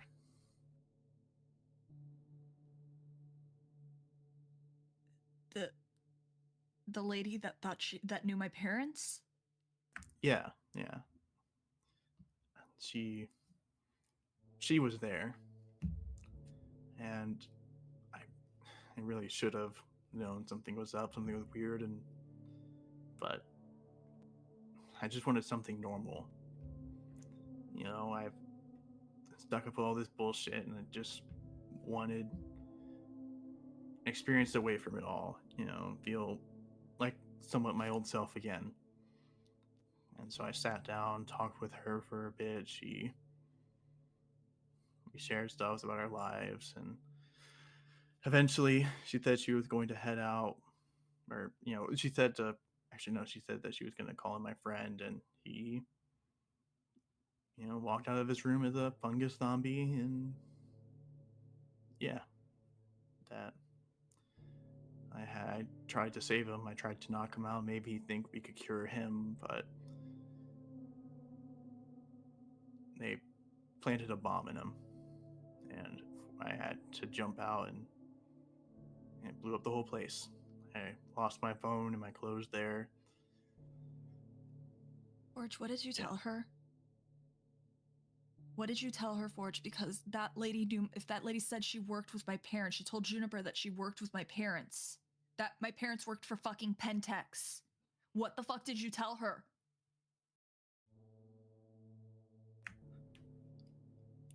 Let's see. Forge kind of go to lean back again, not looking at you, just kind of looking at the empty screen. As there's just a couple moments of silence, like these, taking deep breaths, trying to remember the conversation and everything going on, keep compose himself, as he'll say. Just talked a little bit about, the people that I work with, you guys shared a little, like, just tidbits and facts, not anything super deep, just more stuff I was annoyed about and things I kind of liked about some of you guys. And she told me some stuff about hers. She told me about some people she worked with, some of her coworkers. Apparently, one of them was someone that was lost. He was ambitious, and they got him a new direction. And their CEO apparently guides work with a whip. She's very, I don't know. It's shared a little bit, and I got a little bit, but you see, like, now you actually look to you this time, like, actually with a look of resolve you haven't quite seen from Forge before, and not of like wild anger, but like a more cold, focused anger, as you'll say. I'm going to make her pay. I'm going to take away the people she cares about, and then take her out, so at least she knows what the fuck she did to me, and to make it so Duncan's death meant something. He didn't just die for no reason and wasn't avenged. Are you ready to go into that fight with a disadvantage? Because she probably got what she needed out of you, information-wise, if you were telling her stuff.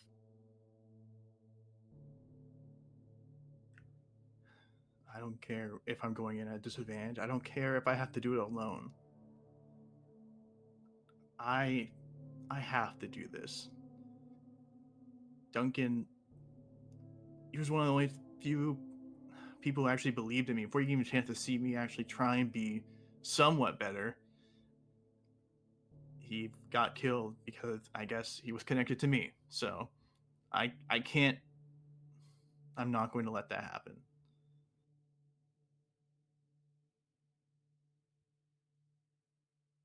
I'm trying to say words that aren't mean right now, but you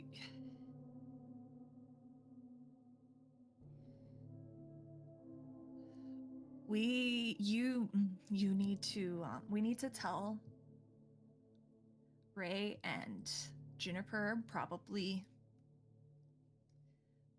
the Sept, about this lady, because you might have to disclose exactly what you told her to everyone involved, because that's an advantage she has now.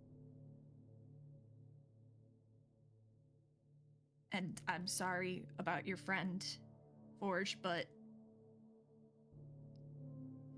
this is not good.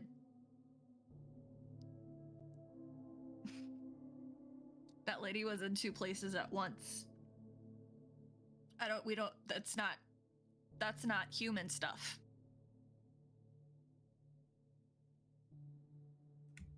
Delphine, I know it isn't good. I've been knowing that. I've been singing with that in my head for ever since it happened. I know. But I know that I'm going to make it right. I have to make it right. And that I gotta get back for Duncan. And I figured it's kind of funny. I figured this would be. I guess I kind of understand where you came from, or at least your situation a little bit, losing someone, people you care about, and yours is a little bit more complicated and shitty. I would not want that one. At least I can get vengeance on mine, even though it may seem almost impossible for someone who was in 2 places at once. She grimaces at the mention of how he can get vengeance on the person who wronged him, and she just grips the blanket just a little bit tighter in her fists. Let's maybe not talk about that right now, because I'm already a little bit on edge. And and let's be real, you'd win the fight if it came to that. At least let you get a couple swings in. At least let you work a little bit of anger out. Well, I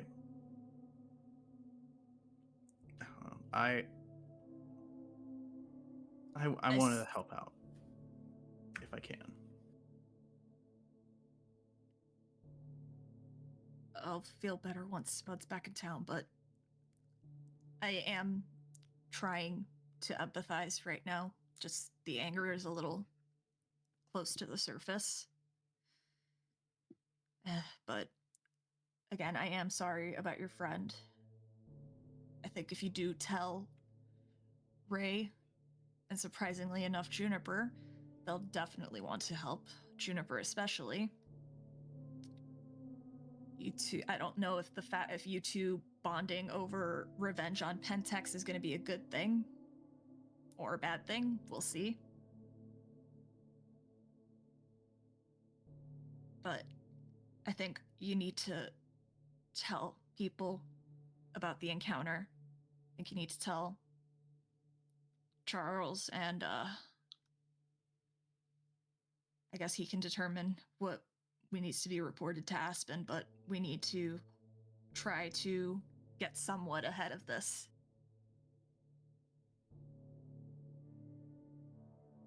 We can fix it, but we need to sort it out first.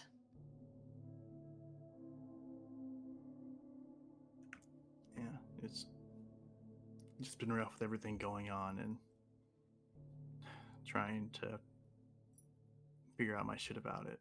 But yeah, you're right. When we get a chance, I'll talk to everyone about it. Probably with Charles around, get everything going at once. If you're feeling kind of pissed off, you take the car. I don't know if you've ever done this before, but something you used to do up in Hell. Take the car, drive around a little bit, and if there's a mailbox, just take a little bat out and swing at it. If you want to break something, or there's probably a few things out back we can break. If you're feeling kind of pissed, need to let out some anger. We're literally Guru. We can shapeshift into teen wolves and punch each other in the face and then heal afterwards.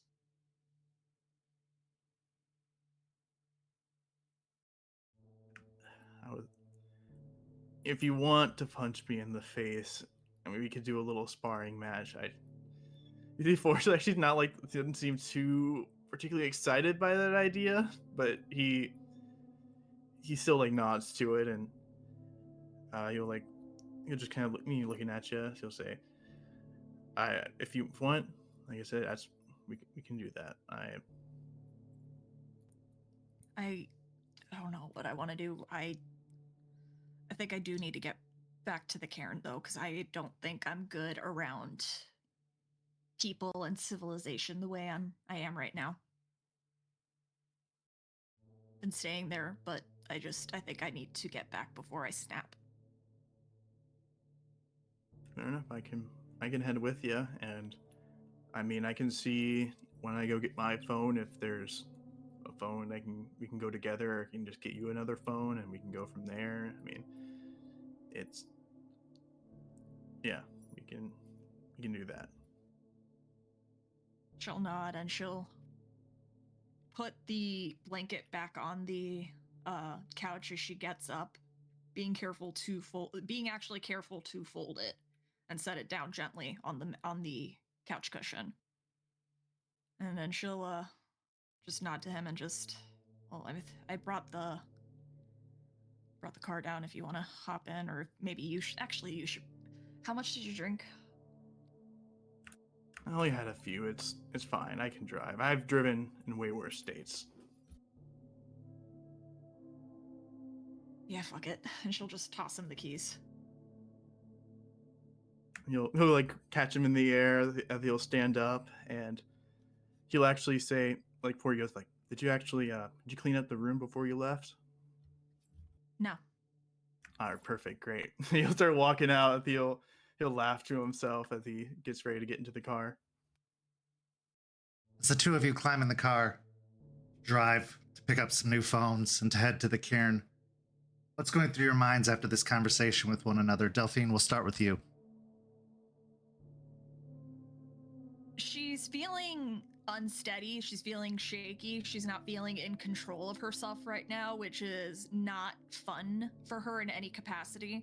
She likes to make herself feel at least a little bit better in terms of the her strengths in the pack. She likes to think that she's the one that could hopefully keep her cool more under pressure than say Juniper or Forge, but right now she's feeling she doesn't trust herself right now, and it's kind of putting her off. And she's desperately pleading with whatever omnipotent beings there exist in the universe, Gaia, if there is a god, whatever. She is pleading with them to bring Spud back soon because she does not want to keep feeling the shakes. She doesn't want to keep feeling the dehydration, the panicking, the anxiety. She doesn't want any of this anymore, and she just wants to feel normal again. And Forged is feeling a lot better now. The Crafty, that this was something that was weighing on him for quite a while, kind of kept to himself because he was admittedly very worried about the reception of this to anyone else, because it's another failure from Forged from Failures, kind of having a long list of those, and especially the death of his friend he takes as a failure of his own end. So, but getting kind of the reception wasn't the most nice, which is fair enough, but still was not as bad as he expected it to be. So he's feeling pretty good, and especially that weight off his chest helping him a lot. He's now kind of in help Delphine mode in his brain, where he sees the Delphine suffering, so some odd part of him that he's not used to hearing, the voice he's not used to listening to, that tells him to help others when they see them suffering. He's kind of following that now and feeling at least somewhat good about it, knowing that he can help out his pack mates when he can. Sometimes, no matter how hard we try to show respect to others, it really comes down to if they're in a state to receive it. Will all this effort Forged is putting in to be respectful to Delphine last with her, considering her state? That only remains to be seen. We now go to our break. We'll be back in just a few minutes with the second half of tonight's story.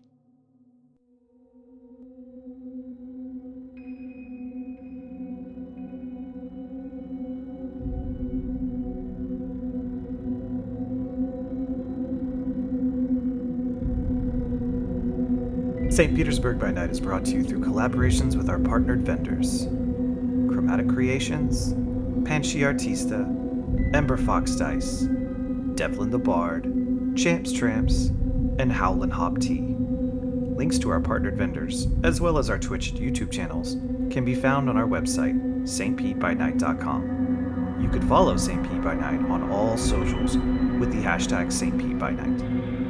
If you wish to support our program, you can do so at coffee.com/St. Pete by Night to help keep the stories rolling.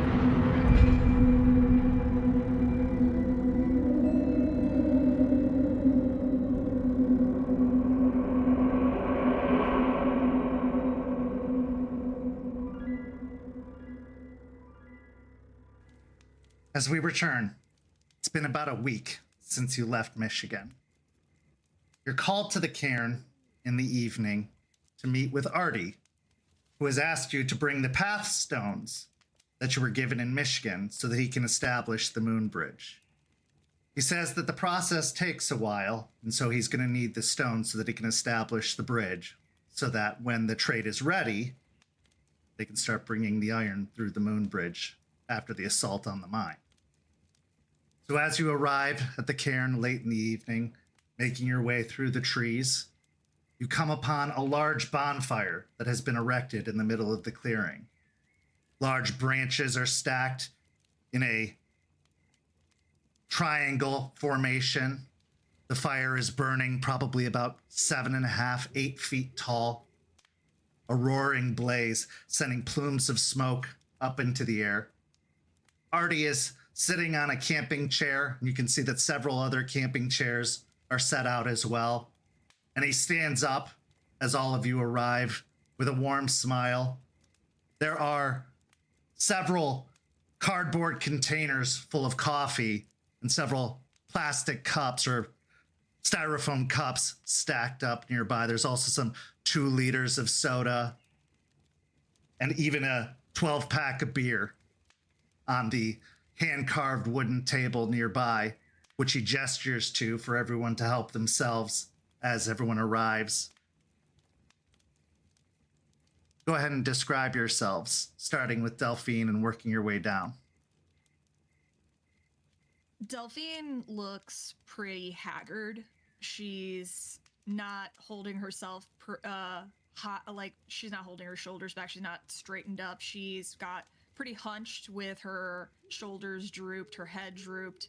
She's wearing a thick turtleneck that's very oversized and baggy with a long skirt that reaches her ankles, and her hair looks like it hasn't been brushed in a couple of days and probably has like a couple of leaves sticking out of it, as she's just been pretty much sleeping out in the cairn in lupus form whenever it comes time to go to bed, and she is very shaky still, kind of chattering her teeth a little bit as she tries to sit as close to the fire as she can. Forge is approaching with a black muscle tee that says the word "It's not polite to stare, but I understand" on it. Wearing kind of short, plain black workout shorts. He kind of didn't not like particularly looking amazing, but at least cleaned himself enough to be presentable. As he's currently looking very interested at the free drinks sitting out as he looks among them rushing around. He just kind of calls out, "Wait, do we have marshmallows? If we have a giant bonfire, you better have marshmallows." As he grabs himself a bottle of beer as he goes to sit down at a decently close spot to the fire.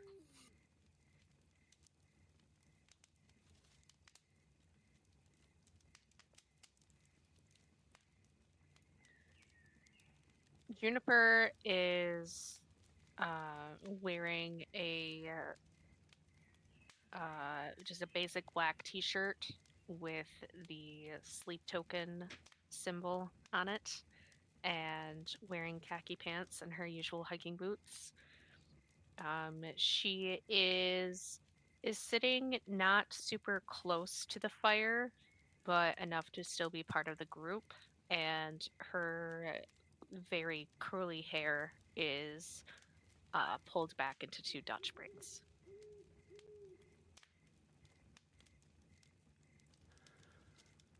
Ray is wearing like a dark green t-shirt, jeans, some work boots, his army hat that he always is wearing, and then normally he has his button up on, but I have it thrown over shoulder. It's nice and warm out, and we're near a fire, so this is off for the night.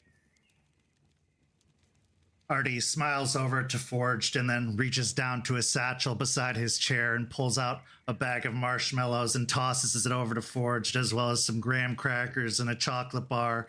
He then pulls out some long metal stakes with wooden handles and sets them in the middle before looking out at everyone. Did anyone bring the pathstones? Delphine will nod and pull them from her own satchel, where she kept them wrapped up each individually in bandanas from the Hell gift shop, and she'll get up, stand, and walk over to him and hand him off. Thanks, Delphine. Takes them and sets them down beside the chair. So, I figured while we have some s'mores, we could have a little chat, hear how things went up in Hell. Seems like it was quite an adventure, so I heard. I got a call from Sean, and figured we could have a little bit of a chat about things, how everything went. Currently, Forge is right now setting his marshmallow on the stick. He's currently impressed with all this stuff. We're really been, bougie today with all the marshmallow stuff. And back in his day, he would just get the stick and marshmallow, and that was it. So he's currently enjoying that. He kind of sticks his marshmallow towards the fire, as he'll just turn and say, "Yeah, I mean, the trip wasn't half bad for the most part. Just a couple shitty moments, but surprisingly, the people there were pretty chill. I mean, last time we were there, they're kind of assholes. I mean, on their ass all the time, but I guess they realized they were kind of being dicks." Well, I know it can be hard to go back to the Sept that she started at, and from what I understand, it was not the best time starting out there. They weren't the best teachers, and that they didn't do the best job raising you guys. I know it was a tough first impression when you got here, from what I understand, and thankfully, it seems like you're warming up to us. But I guess let's get into some of that shitty spots that happened. Like, anybody want to talk about that? Not really. Delphine just looks like not like kind of out of the corner of her eyes is glancing between Forged and Juniper. As Delphine is glancing between the both of us, I just raise my legs up and wrap my arms around and just kind of hide my face a little bit into my arms. All right. Well, let me say this. This isn't anybody getting in trouble. This isn't a chiding thing. This isn't me coming down on anybody. I want you to know, when I started out as a guru, I started out by myself in Tampa. I was one of the only guru that I knew of. I didn't even know what a guru was. I changed. There were no guru around to help me. Eliza was in Hirano. She was no help. Ryder, who none of you had the privilege, and he holds up air quotes, to meet, was a complete asshole. I had to figure a lot of this out for myself, and it was rough. So I'm not here to get anybody in trouble. I'm not here to cause any shit. I'm here to help. Bonding as a pack is difficult. When this pack came together that I'm a part of, we were all strangers that came from different parts. Aiden and Aspen were the only two who knew each other, really, from before, and the rest of us had to figure it out on our own. We didn't have a lot of leadership. We didn't have a lot of mentors. We kind of had to make our own way, and it wasn't always easy.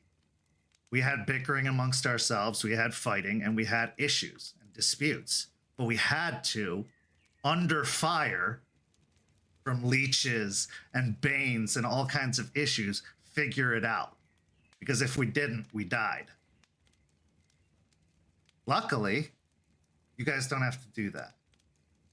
We got you. We're here to help. And as much as it seems like we're going to come down on you when you fuck up, as much as it seems like we're punishing you, it's not like that. We're trying to help you. We're trying to protect you, and we're trying to get you ready for what's ahead, because shit's going down for real here right now. We've got some crazy stuff happening right now, and I'm here to answer any questions you might have about any of that stuff. And I'm going to give you the real answers about it, not the politicized answers, not the what you need to know answers. Because I've been there. I've gotten the line. My first moot, I was kept out of a lot of the conversations because I was just the new kid on the block from Tampa, the place nobody wanted to go. People were very suspect of me. So I get it. What it feels like to be new, what it feels like to be left out, what it feels like to be a fuck up. You are not fuck ups. You're figuring it out. But you're also needing to figure it out together. And together is a very difficult thing to do. Because you all come from different backgrounds. You all come from different places. You all have things in common, and you all have things that are very different and opposing.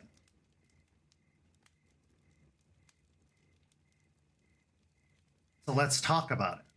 Let's get it out there and let's figure it out. Because once you do, trust me, man, once you get it out there, once you settle the beefs, there's nothing you can't face. There's nothing you can't figure out, and there's nothing you can't overcome. And I know I'm sounding like I should have a rainbow strap guitar and be in a carpeted gymnasium right now.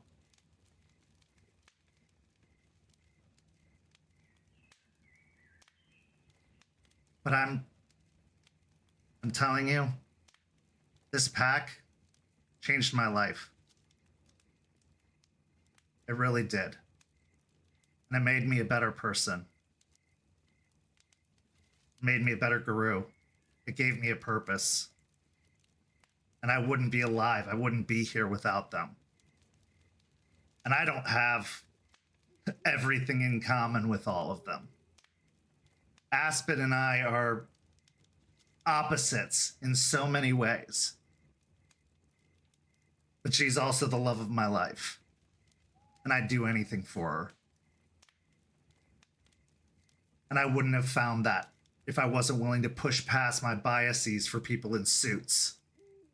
If I wasn't willing to overcome the differences the two of us had, and if she wasn't either.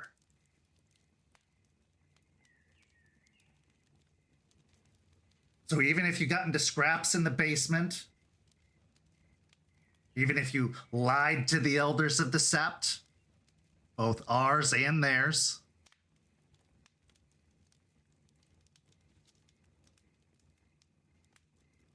doesn't matter. We can put it behind us because everybody fucks up. Everybody does. It's easy to do in this culture. The rules are fucking crazy here. And the crazy part is they can make them fit whatever they want. Trust me, they can make those rules fit in any way they want them to. You're lucky you've got a leader here who is on your side. For a Silverfang, that's saying something. You should have seen Charles when he first got here. Holy shit.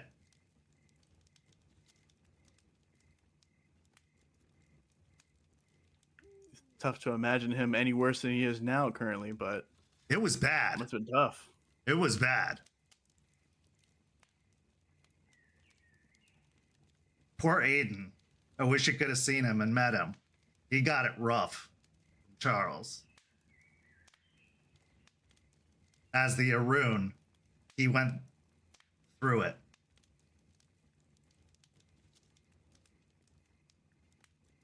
You know, I'm suddenly feeling a lot more grateful now that, you know, how he's currently treating us. If he treated the other Arun pretty badly, sounds like I dodged a bullet there.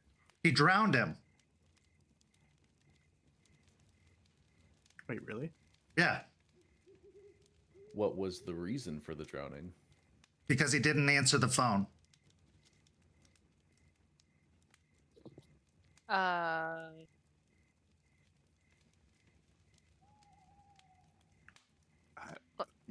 Is that like the actual reason? Yes. Because his Sept leader called and he didn't answer the phone. I mean, I gotta say, Forge, you did get your jaw broken, but I think you dodged a bullet. Literally. You broke the litany. He had all rights to kill you. And you got your jaw broken. Well, I mean, let's be clear here. He did sneak a sneaky jaw hit. All right, look, if it was on more equal footing, maybe it might not happen. But yeah, I can see a dodge the bullet. I'm just saying. So we all have our things. He wasn't perfect when he got here, but he was what the old nation represented. We're trying to change that. We're trying to make it more understanding of mistakes. The difference is here in Tampa, those mistakes could get you killed. And if they're with each other, even more so. You can't have a lack of trust with each other. You can't have that kind of fear of each other, that kind of lack of understanding with each other. You got to be on the same page. Now, I'm not saying you have to know each other's life stories. I'm not saying you have to bear all, even though you will many, many times, trust me. But you have to at least trust each other, especially when the shit hits the fan, especially when you're out there. You gotta not have any question that the other guru next to you is gonna have your back. Because if they don't, it's over. And too many guru have fallen because of that. There aren't a lot of us left. Trust me, I've traveled this country and we're becoming less and less by the day.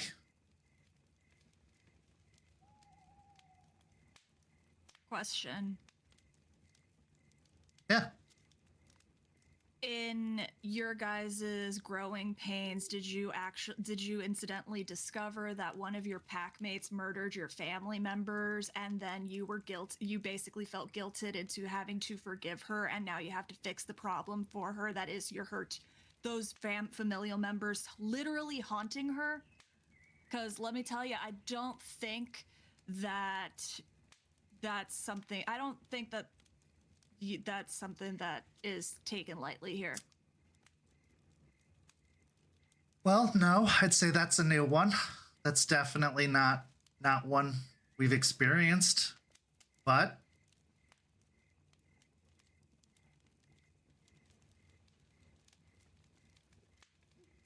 if anyone can do it, I think you can.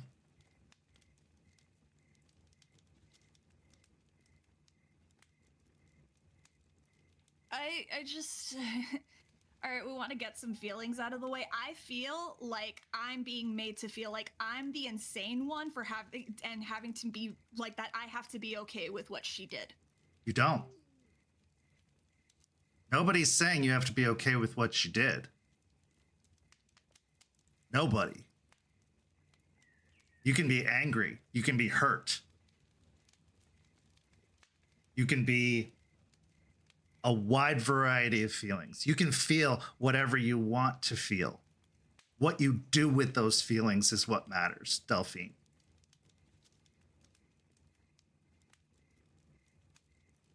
You can do a wide variety of things with those feelings.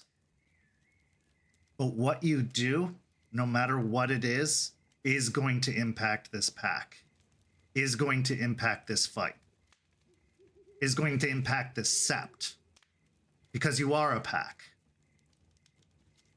Just like Juniper has feelings about what she did, feelings that caused her to do what she did. And what she did impacted this pack, impacted this Sept, impacted this fight. I am not going to ask you to feel anything. I'm not going to ask you to feel okay. I'm not going to ask you to feel not okay. No one's going to ask you to feel anything than what you feel. What we are asking you to do is help us, is help your pack, is help yourself, is help your pack mate, is help your Sept. And maybe along the way, you will find some peace. Maybe. I can't guarantee it. I don't know. You're right. None of us have done this. None of us have experienced this. But maybe you'll find peace. And if you don't, I believe once that part is done, you will have a packmate who will do anything to help you find peace. You'll have a whole pack and a whole Sept who will work to help you find peace. Because that's how you establish those bonds. I know it's a lot of work and a lot to ask of you. I know it is. And I wouldn't blame you if you didn't want to do it. I wouldn't. But if you do, you won't regret it. I promise.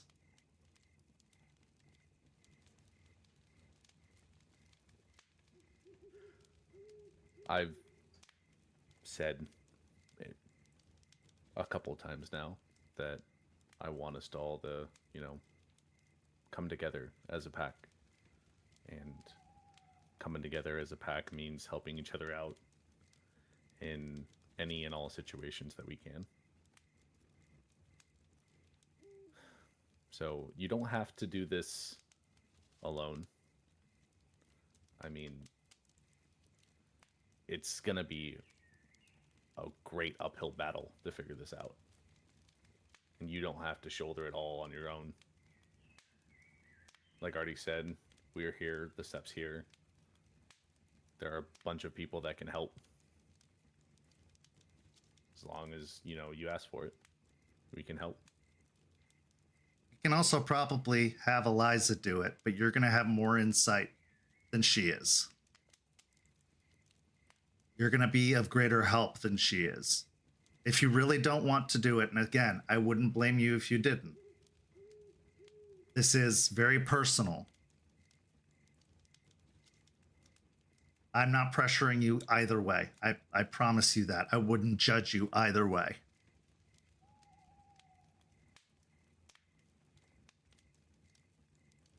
But I am not going to tell you what to feel.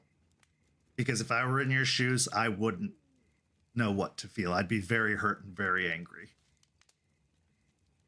And I don't know what I would do.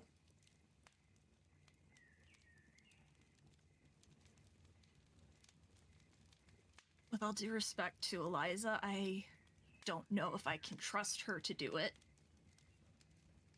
Because, as far as I'm aware, the only way to do it is to either give in to their demands or to, and she'll glance at Ray, to completely destroy their souls and kill them even beyond.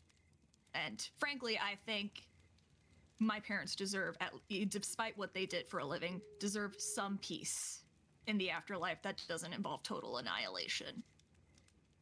But I'd have to find a ghost council to figure that out, potentially. One thing I've learned, being a guru as long as I have, and we're going on 10 years now, there's always a third option. You just gotta find it. It's buried deep somewhere in old lore or funky history or in some ancient guru or spirit's back pocket somewhere. And it may require you to do something crazy or make some funky deal. But there is a third option.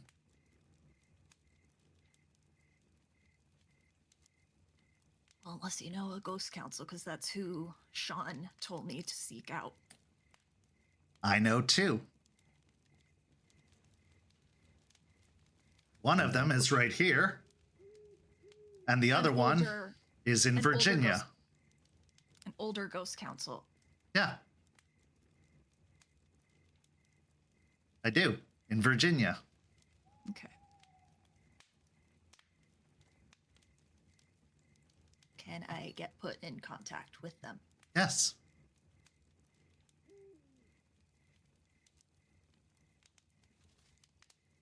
I also wouldn't mind getting into contact with them because, as far as I'm aware, I'm the only ghost council around the immediate area. So there is from someone else. A small Sept of Ghost Council up in Virginia. I visited them while I was doing my walkabout. Yeah.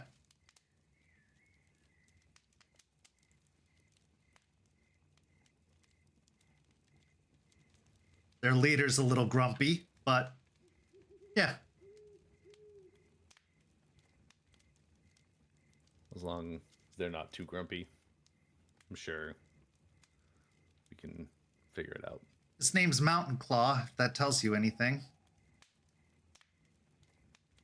It's kind of badass, actually. Like, Forge right now currently has like a double stacked s'more, 2 marshmallows, 2 things of chocolate, like crushing it down, trying to get it in its mouth, but kind of struggling a little bit.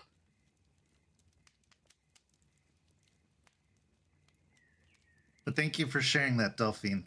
I appreciate that. I really do. Because that's a big one. That is a big one. She just kind of just sits back in her chair, and goes back to just biting on her thumbnail.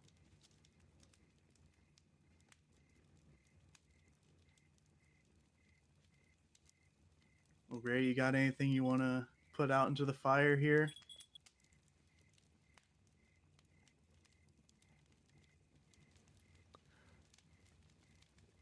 As I'm standing out, just this entire time staring at the fire, I will walk over, grab one of the beers, and sit down next to Forge and grab one of the little pokers.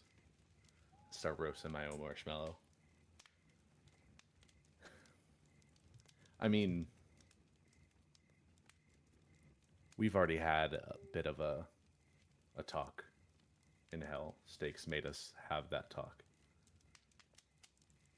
So you know my feelings currently, and I feel like you all accepted what I was feeling in that moment and accepted the opportunity to give that little bit of respect, which I appreciate.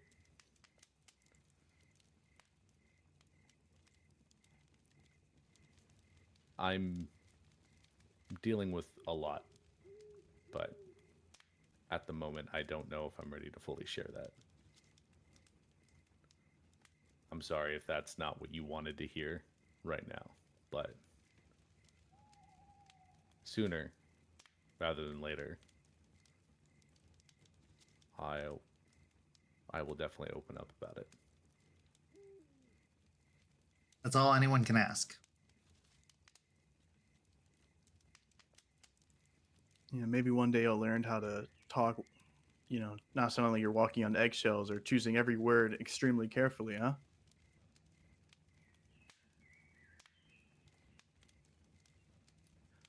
I mean, we've had plenty of conversations recently where have you felt like you've had to walk on eggshells around me? No, more just feels like every time you're talking, it feels like you're going through every possible word just to make sure you choose the right one sometimes. You know what I mean? Am I the only one here, or anyone else agreeing with that?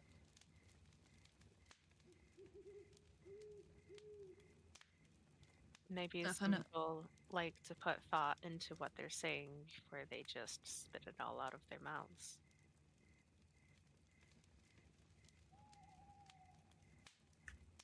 I open my mouth to say something to that, then I pause. Then I just shut my mouth as I will keep it to myself for a second as I'll look to Delphine as what she was saying. She's already looking right at you. Just eye to eye connection right now. We both just have to swallow back a few words. She's looking at you like, listen, you're the one that's gotta fucking say it, not me.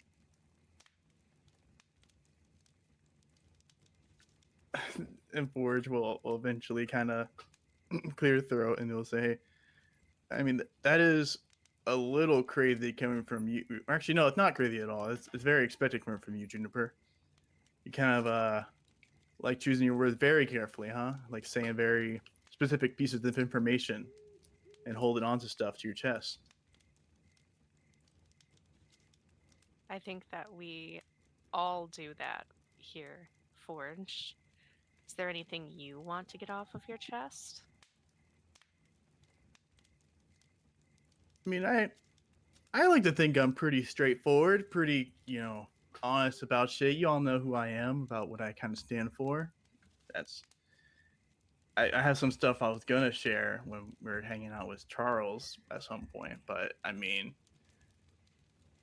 I guess I can talk about it right now a little bit. Kind of one thing led to another. I went to visit my best friend up north, and that weird chick we saw at the bar one time. You saw her at like the truck stop, Ray. But do you remember when I made that sandwich for her at the shop, at the bar? I mean,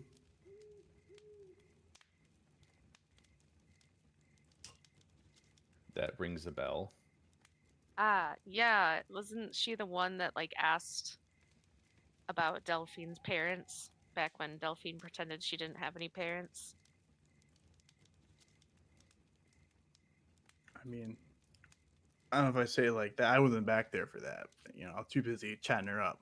But yeah, she was there at my friend's place, which was kind of weird. I probably should have knew better.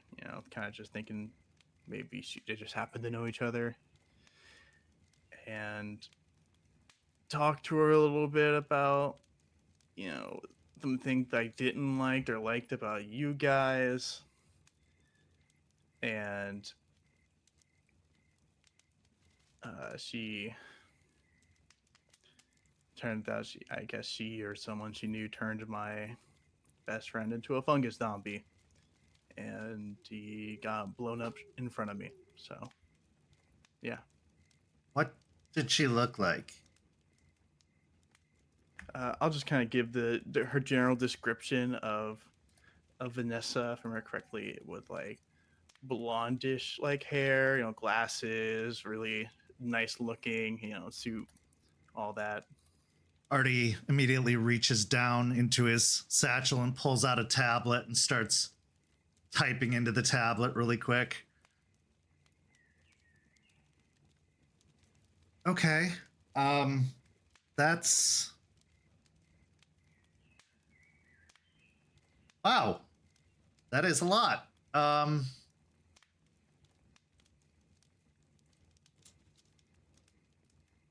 What? Yes, I'll have to talk to Charles about that. That is... What did you say? It's just rambled about a bunch of different stuff about... What did you say specifically? Well, I'm working there, okay? It's hard.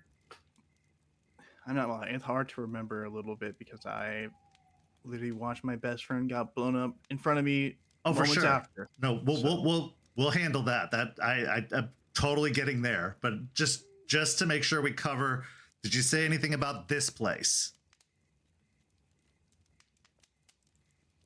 How to character? I don't think I mentioned this place. I think you said Lettuce Lake. Place. Yeah. Yeah, I'll say I mentioned Lettuce Lake, and okay. I mentioned some of the things that, I mentioned like Delphine with like, cool, like new stuff about like spiritual stuff, and, I mentioned some of the things I didn't like about how like, Juniper seemed to be always upset all the time and just kind of an ass and unpleasant to be around.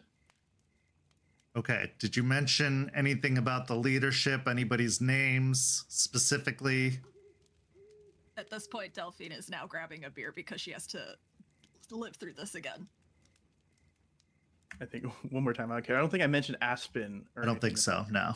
No. Yeah. So I'll just say, no, I didn't mention anything about the leadership. Okay. All right. He's still typing in the tablet.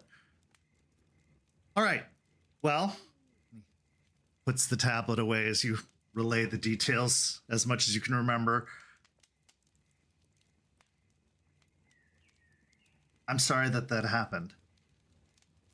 That's terrible. And I can't even begin to... I mean, I had no idea that she was up there.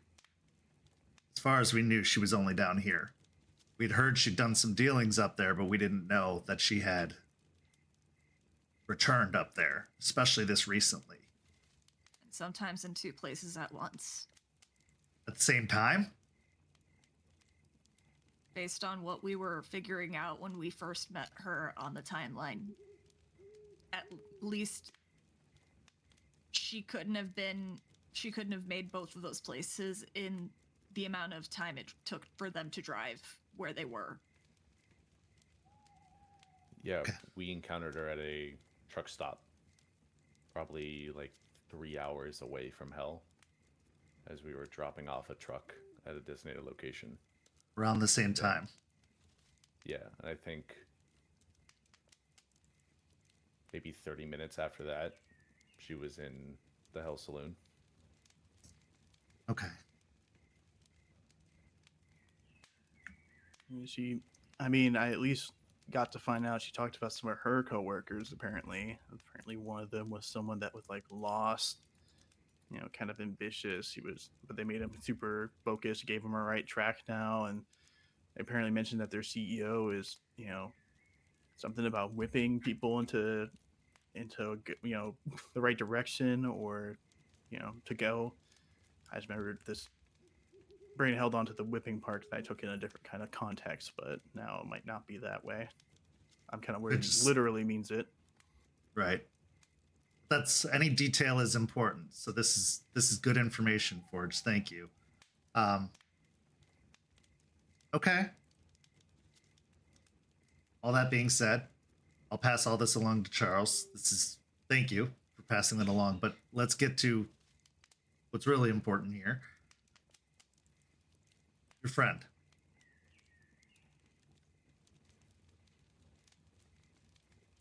This is how they get us.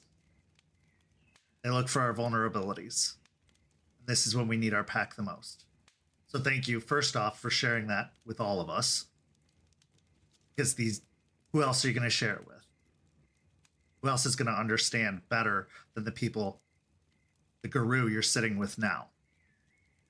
I think in one way or another, we've all experienced some kind of impact that the forces of the worm has had. Or maybe something else in Guru society, or the supernatural society, has had. Nobody else is going to understand you better than your pack, better than your Sept. We have all been impacted in one way or another. We need to be able to share these things, and we need to be able to share how they affect us. Because when you bottle that all up inside, when you hold on to that, it breaks you down. It does. I know. I had no one to share it with. I didn't know any other guru. I didn't realize how much it affected me until I finally was around other guru.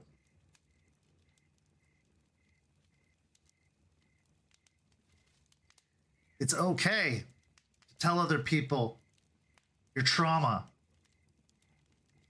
It doesn't make you weak. It doesn't make you less. We all have it. Yours isn't special. Yours isn't different. We all have it. It's okay. We all get it. Yours is yours. Mine is mine. We can share the burden together. We can share the load together. And we can get revenge together.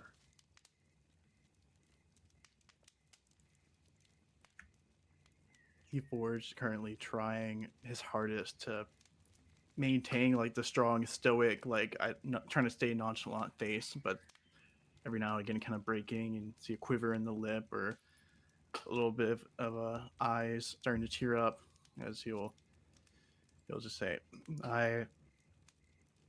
I'll be okay as long as I can get revenge and make it sort his death meant something.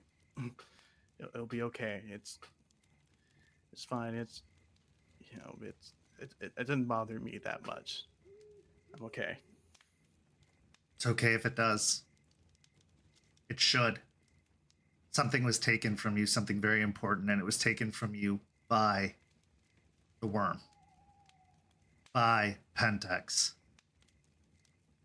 by the forces that we're fighting against. This is our fight. This is our struggle. This is our war. But it doesn't just impact us as Guru. It impacts the people we care about. And it impacts people we don't even know. Those are the people we're protecting. Those are the people that we are fighting for. We will get revenge for your friend, Forged. We will make his death mean something. And we'll make sure that others don't suffer that same fate.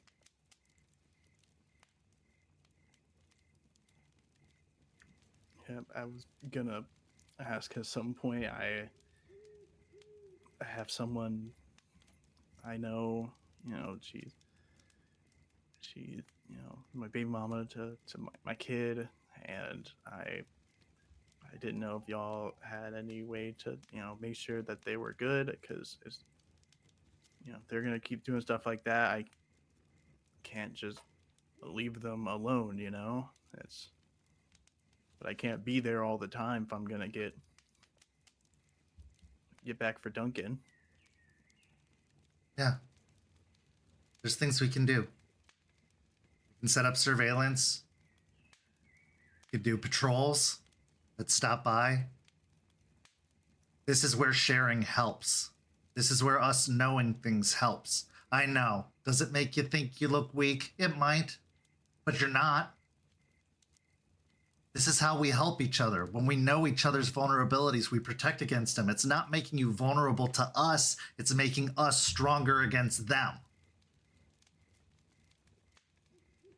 I'm not going to use your vulnerability against you, Forged. I'm going to make sure your vulnerability doesn't get out, that they can't use it against you.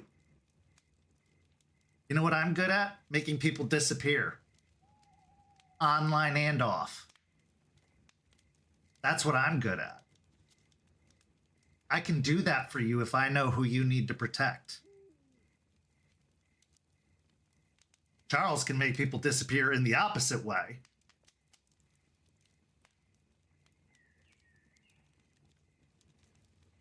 Aspen can get people out of jail or put them in.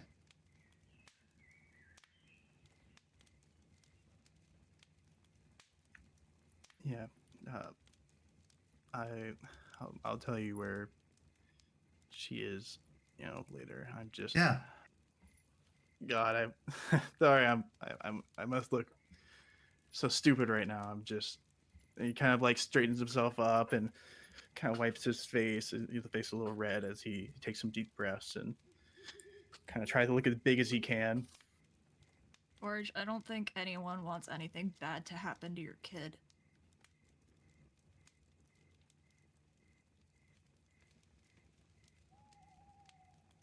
And you don't look stupid.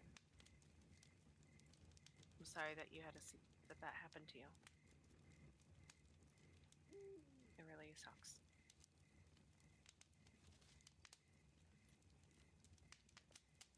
I will reach over and like put my hand on Forge's shoulder if he lets me. There's like a moment where like stiffens up and like the hand slightly raises like he's gonna stop, like swipe it off, and then he just takes a sigh, kind of like deflates a little bit. He puts his hand down. He lets himself kind of like the weight on him is pushing him down. Losing a friend like that is one of the hardest things. I mean, my best friend that I've known for almost 15, 16 years. Friend I went through all of school with. Friend I signed up to go into the army with. I failed to protect him in one of the most crucial moments during my last deployment. And mine wasn't quick. It wasn't a sudden explosion, but it was a slow decline watching him go.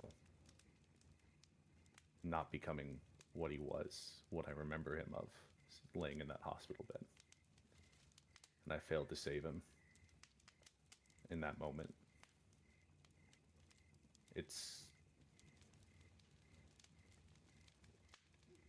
I can send condolences and I can understand your pain, but in any way, I know that I can help you in this revenge. I will help you in any way I can.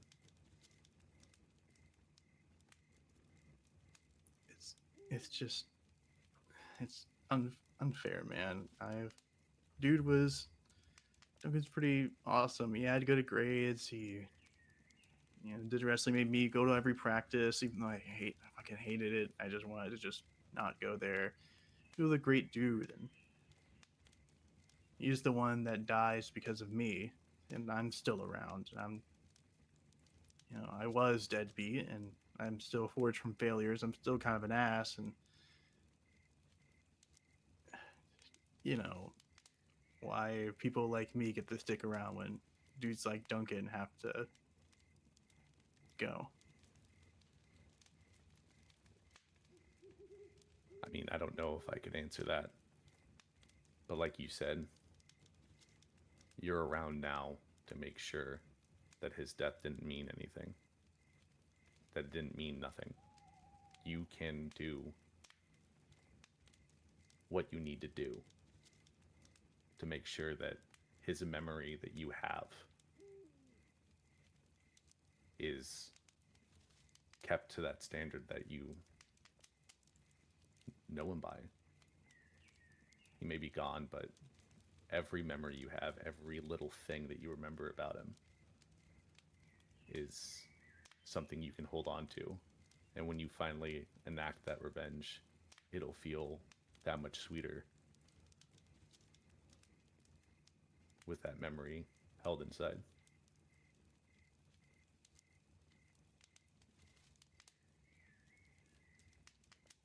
Just nod as he'll kind of look over and just say, thanks, man. I'm not good with this shit. It's kind of annoying, but I do feel at least somewhat better. He'll lean back in his chair, like kind of looked exhausted by this conversation and opening up, and just take another bite of his way too oversized double marshmallow s'more. So I have a tradition I want to start as our Sept. But before I get into that, I want to ask, does anyone else have anything they want to say before I bring this all to a close?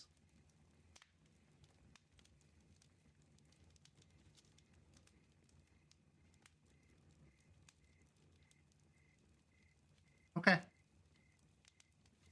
I have a task for all of you. One of the things that establishes a cairn is its hearth. Got these path stones from the hearths of other cairns. They open the gates to those cairns. Got one from the Hell cairn. We've got one from the Wisconsin cairn. But a hearth needs many stones to build it. My assignment for each of you is to find a stone that signifies you. I want you to bring your stone to our hearth so that we can build a ring around this fire pit of all of our stones. Because once the ring is complete, it will represent all of us, and it will build our gate. And no matter what, no matter how far we stray, no matter where we go, no matter where this guru life takes us, we can always return to this hearth, because this hearth is our home. So when you go out into the woods, or down by the river, or even into some parking lot in Ybor where you find a concrete slab broken off of a parking barrier, find a rock that represents you and bring it to our hearth. Let it represent you here, because this is your home. This is your hearth. We're building it together, all of us. Forget what you've done before. Forget the mistakes you've made. Forgive each other as best as you can. Let go of who you've been. Become who you are. As a pack, as individuals, as Guru. And let's move forward together as a Sept. Because this war sucks, and it's hard, and we're losing. But if we establish something great, if we establish something powerful, maybe we can put a dent in this thing, and maybe we can turn the tide.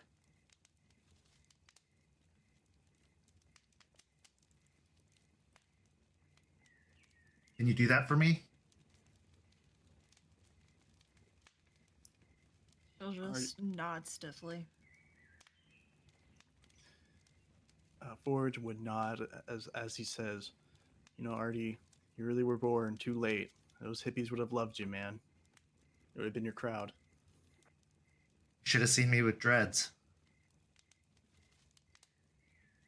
A little chuckle from that, just imagining Artie with dreads.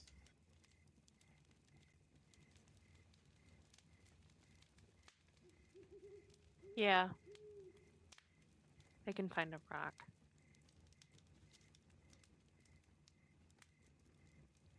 But also dreads? Yeah. Not even a year ago.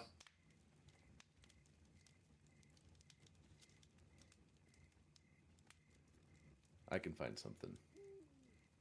Hopefully I find something good, but I'll find something. Don't hope. Just make the choice. Okay, Yoda. Charles, actually. All right. Enjoy the drinks. Have a few s'mores. Y'all are due back here in the morning. Charles has a mission for you. So enjoy it now, because we got work to do. Thank you, Artie. I'm always here. Don't be afraid to seek me out, especially if you got something on your mind.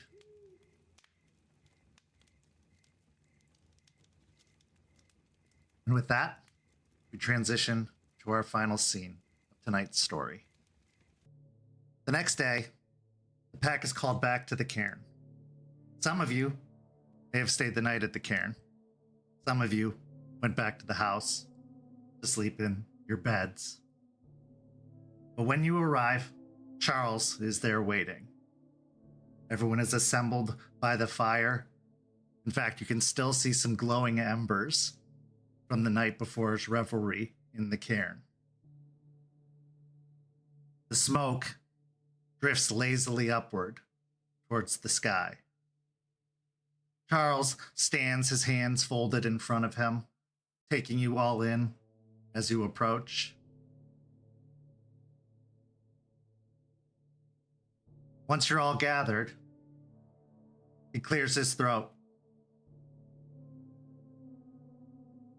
Welcome back, Hell Hounds. Congratulations on accomplishing your task. Despite the bumps in the road in getting the job done, the job was done. That's what matters. I received the briefing from Aspen about what occurred in Michigan.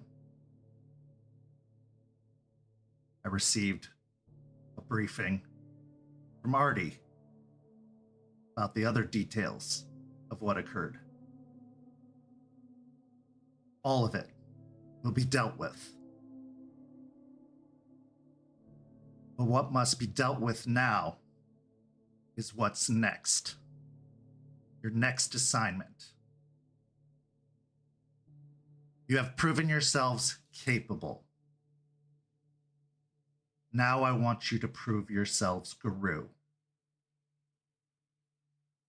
I want you to hunt.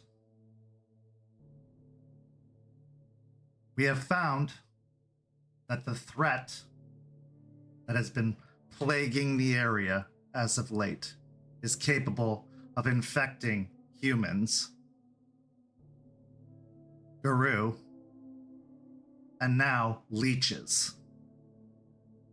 And when leeches are infected, they spread the infection to anything that they feed upon.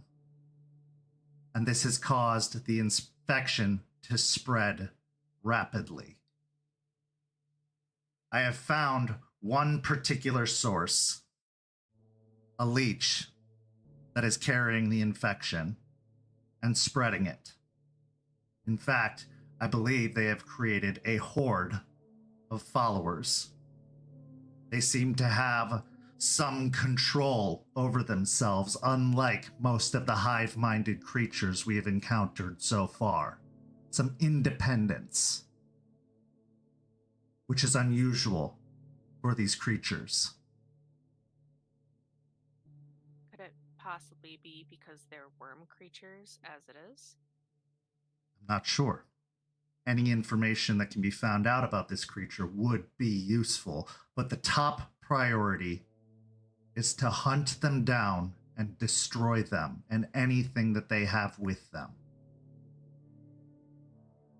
They were last seen at a farmhouse on the outskirts on the east side of Tampa, but they may have moved since then.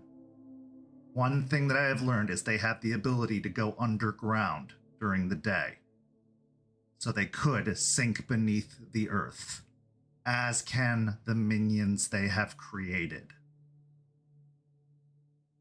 When the night goes dark, they arise from the ground, from the very soil beneath their feet. And they can do this at will. This makes them especially tricky to hunt. They seem to have the ability to sense creatures walking above them, the tremors beneath your feet. So stealth is especially necessary when approaching where they are. My advice: look into missing persons reports, as anyone that they have taken leaves no trace. They don't kill, they consume and take with them. They recruit.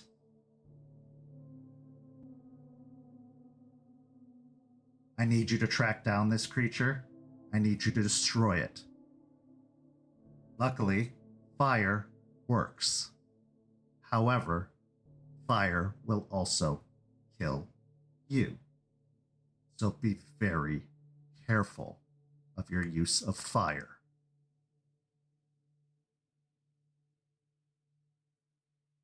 We know it works on the minions.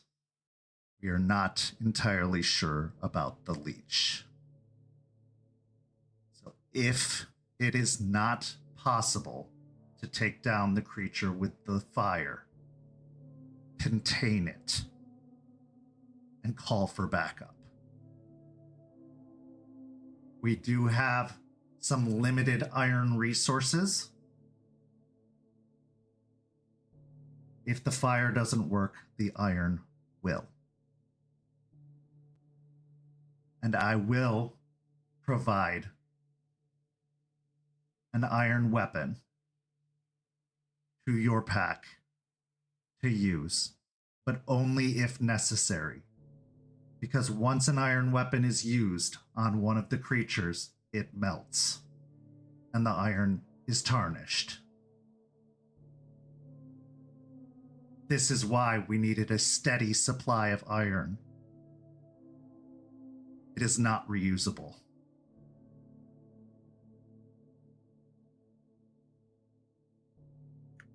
So essentially, we have to hunt down a fungus leech with a small horde of other leech zombies that can all go underground and hide during the day and night, and they can tell if we're walking above them.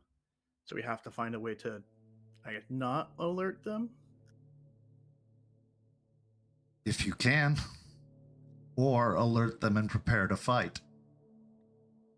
I wonder if we could set up those things that you can put in the ground that send out little pulses that usually keep moles away in yards and stuff, and trip off like a false somebody's walking over and get them gathered up in one area and set it ablaze. Like Dune. What? You know, like the thumper thing from Dune? What You never seen it? No, I don't. Oh, it's a movie. some people say it's a book, but I don't give a fuck about it. But the movie is pretty good. I do know it from the book, yes. So We'll you have to said watch it.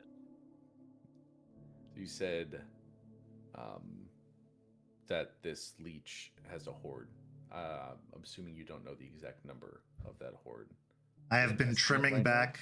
I have been trimming back their horde for months now. How many have you killed so far? Over 100.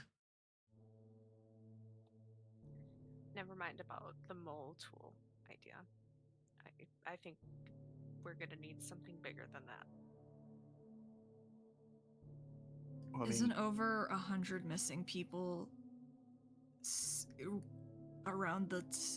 Isn't that suspicious? Just I believe most of them came from the homeless population, those that would go unknown, and also consider who we're dealing with. Pentex can make it that missing people go unnoticed. A lot of the missing persons reports have suddenly vanished from the public database. Has Artie been able to track anybody regardless of it disappearing from the public eye? He's been helping. And that's why we've been able to locate some of the hives for me to trim back, but we have to catch them as soon as they're posted, because many of them will disappear shortly after, usually within 48 hours. So, with Artie tracking the missing persons report and doing the best he can, and you going to locations and culling the hives, have you found a path that potentially this leech could be taking, or is it random? Like, do we have a place to narrow down our search initially? I believe most of the hives have been called out to the eastern farmlands outside of town. This is primarily to keep them out of notice. A bunch of mushroom creatures walking around downtown would create quite a stir. As far as the feeding pattern of the leech, I have not been able to determine. There have been many of the homes that have been invaded. A lot of the missing person addresses seem to be some of the more rundown urban neighborhoods around those outskirts, but they are pushing inward. But they seem to vary up their pattern. They are not sticking to a specific neighborhood. like that sounds like that farmhouse. And I mean, if you think about it, couldn't we just, if we need to get past them without being noticed, can't we just go to like the spirit land? I don't know if they can go into the spirit land, but if we walk through there, we shouldn't make noise, right? Or just ask the spirit of, why can't we also ask the spirit of the earth to kill them? Can they do that? Delphine, can they? she'll just look at him like, I can't. I don't. Maybe. I don't know. I can't ask a spirit of the land. I can't convince a spirit to do anything right now. Much less kill a horde of plant zombies.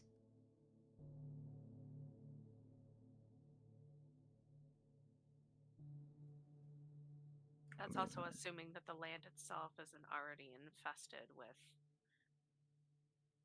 this weird ass fungus. Well, one of the other issues we have been dealing with is that this plague is infecting spirits as well and turning them into banes. So it's a very similar situation like in the housing developments. Correct. So if we go to the Umbra, the spirit land, they're, instead of fighting fungus zombies, we'll be fighting probably banes then. It's not a terrible strategy. This leech and its horde is not necessarily connected to the primary threat. It is its own threat as far as we have assessed. They are not necessarily a joined entity. That is why I need you to take it out on your own so that we don't have two fronts to fight on.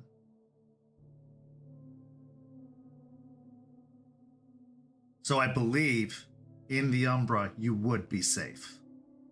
But that's why you need a capable theurge to make sure the path is clear before you enter. And you do have a capable theurge.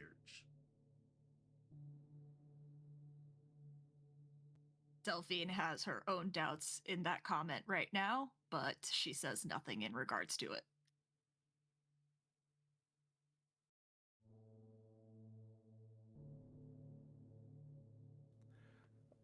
Question to one of the previous statements you made. With the iron weapon, if we accidentally used it on one of the hordes, would it also deteriorate? Yes. Okay, so this is a... Any contact with anyone who has been infected causes the weapon to deteriorate. Now, it may vary the level of deterioration. Some of the lesser minions causes a minor deterioration. A greater minion will cause a full deterioration. How are we supposed to pick out which one is the leech, though, if it's surrounded by a horde? They will be more powerful. They will move with leech-like abilities, and they will likely not bear the noted features of the minions, the growths, the extra body parts, the typical features you've seen before. Since they are a leech, they still likely have their regenerative capabilities. The infection is sticking primarily to their bloodstream. Yeah, I mean, you probably hear something if there was some weird fungus, leech, vampire thing running around in the, that area. Someone would probably see something at some point. But if it looks normal, then it makes sense why it's not been, caught.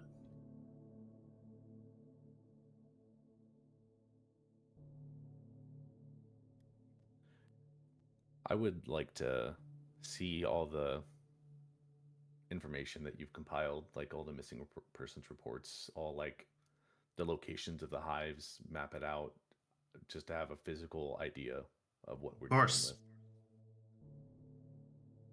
I also would like to inform all of you of the state of things since your departure. A lot has changed. There are some new developments you should be made aware of. Yeah, you said you were going to talk about the dragon when we got back. It is hardly a dragon. It just can turn into, in its war form, something resembling a dragon. But we have a Mokale, a weregator, that lives across the bridge in Pinellas County, known as She Who Shines. She is becoming a tenuous ally of our Sept, and she is not to be trifled with. She lives in the Whedon Preserve over in Pinellas County. You are not to step into that preserve without invitation for any reason. She has been given full permission to murder anyone from this Sept who goes across those lines, and we will claim no ownership over them.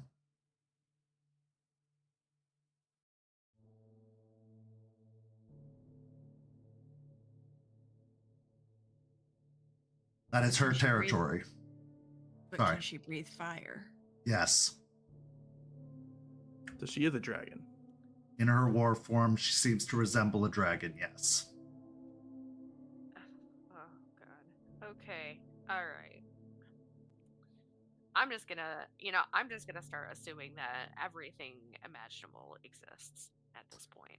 Well, that takes me to my next point. We apparently have a previously extinct shape-changing creature in our midst that may begins staying at the cairn known as a Kamazotz, a werebat, not to be mistaken with a leech. In their war form, they look like a man bat, but they can also change into a bat itself. Apparently, their name is Alexander, and against my best wishes, we are trying to help them as they have been alone for quite some time, and they are being, or have been, getting slowly corrupted by the worm, and we are trying to help them recover. They were that species was extinct, how did they come back? That is a very complicated answer that I can barely begin to scratch the surface of. You would have to speak to Eliza on that. Fair enough. It's beyond my comprehension, Delphine, honestly. So there's no territory that we have to avoid and we'll get insta-murked if we walked into it, just kind of chilling there? No, this one is our guest. So if you see a stranger, brown hair, a wild look in their eye, a beard, likely shirtless, wandering around the cairn, do not be alarmed, but also be on your guard. They are a little twitchy.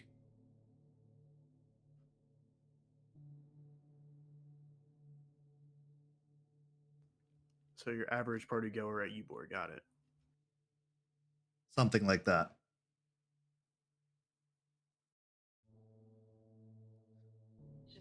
Just a feral bat hanging out at the cairn. It doesn't have rabies, does it? Not that we're aware of. It was a bad joke, sorry. I have also printed out, and I will send you digital copies of a map. After dark, you are not to enter into any of these city territories. Any of these locations, any of these boundaries. As of this moment, we are under a temporary truce with the city leeches.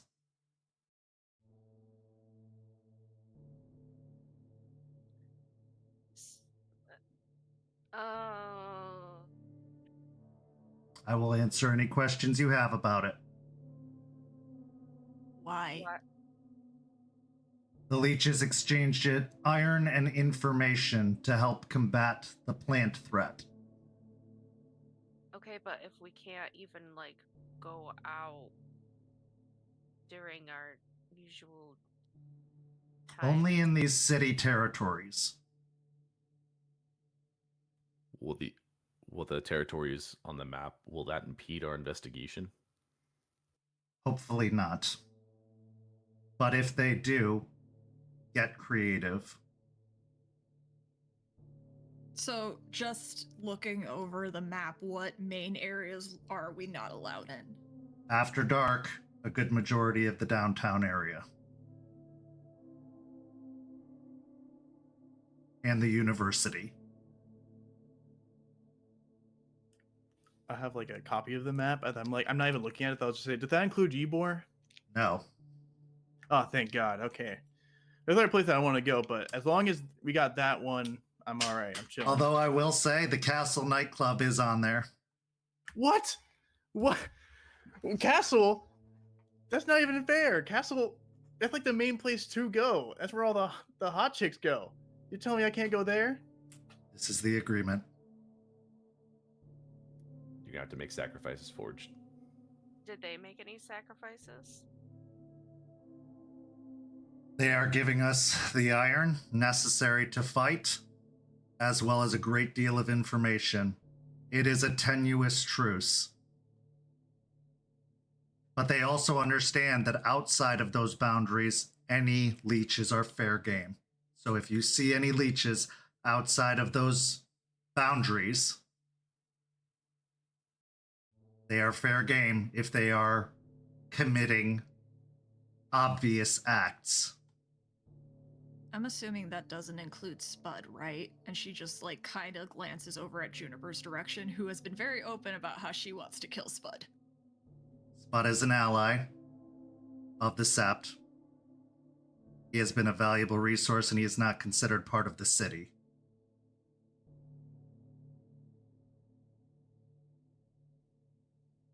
So what's exactly the consequence if we were just happened to be there in the nighttime? Just in case, just so I know, I'm aware. We lose our iron supply. At least on one front until Michigan delivers. So pretty bad. Okay.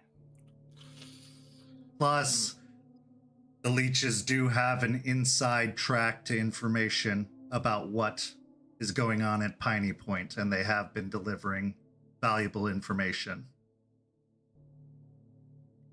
But why are they delivering that information? Why? What do they get out of this? They are losing a foothold. They're getting slowly co-opted in power, apparently. So it's an enemy of my enemy is my friend situation. Unfortunately, yes. Believe me, the anger you are feeling is shared on this side. This was a necessary evil to make sure that we were not fighting on both fronts again. And it is temporary, I assure you. We can only handle fighting the fungus and Pentex situation. More But infected leashes would be a bigger problem. for everybody. Correct. If we ever, when we get to the point of handling the Piney Point situation, are they going to come in and try and take over that? Are we going to end up having to fight them right there in that moment, or was there something discussed? Right now, the belief is that we will make a joint attack, but that is still being discussed, and regardless of what they try to do, we are preparing for the possibility that they will try and betray us. We are not foolish. We know how they operate. But they are also at a weak disadvantage after we killed their leaders.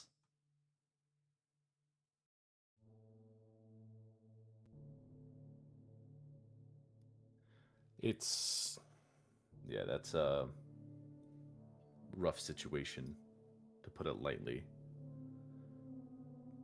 But I can understand the enemy of my enemy is my friend.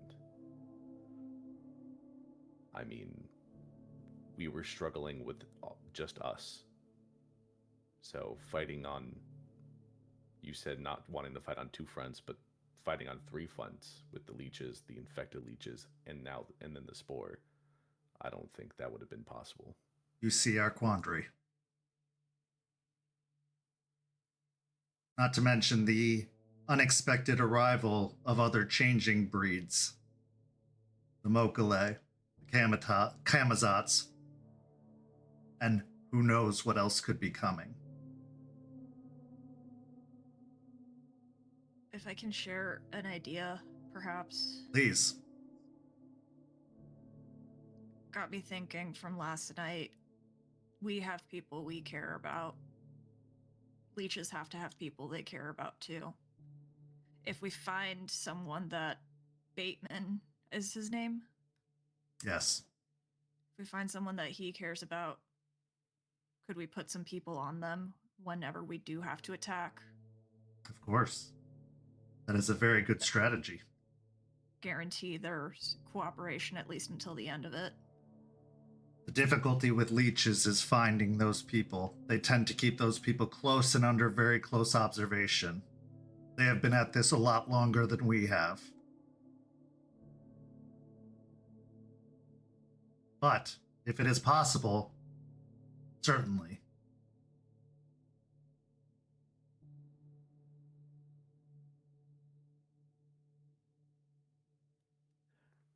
It's a lot to take in after just coming back but I think we should focus on the mission that we've been handed. We can worry about everything else after that, or talk about it at a different time. But your success has earned you a level of disclosure. Continued success earns you more. I am here because of the good work you are doing. I want to see you succeed, and I will do anything to make that happen. We know what's going on is troublesome. We know an alliance with the leeches is far beyond anything any of us would wish for. It is a chess game when it should be checkers, but it is a chess game regardless.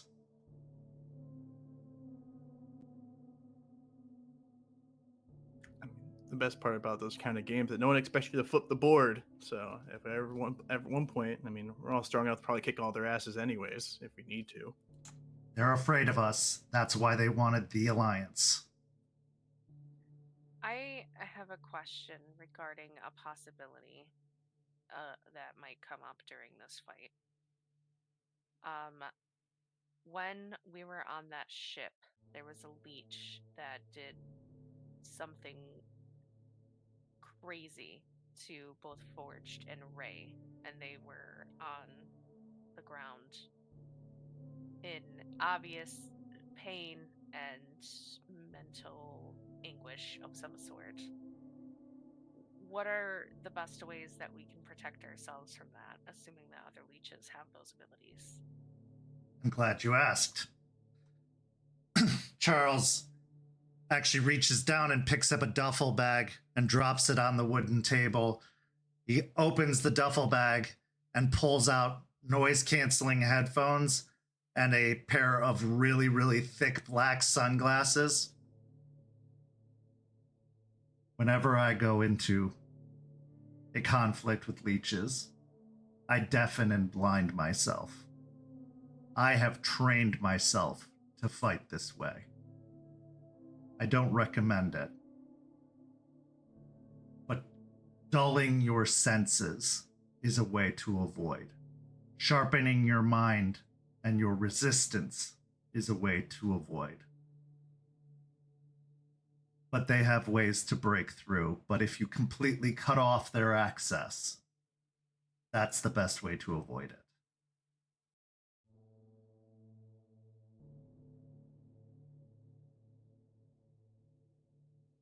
Okay. I will probably try that in a not mission. You understand my training now. Yes. Yes. I just nod my head. Suddenly, like, it's all clicking together now. You have 6 senses. Use them. As Guru, your senses are sharper. Smell, taste, touch, hearing, sight, and spirit. There are other ways to combat enemies beyond just seeing them, beyond just hearing them. Use the gifts you've been taught. Speak with your patrons. Speak with your elders. There's a reason Gaia made us. Because we are the perfect creatures to combat creatures of the worm. We were built to combat them.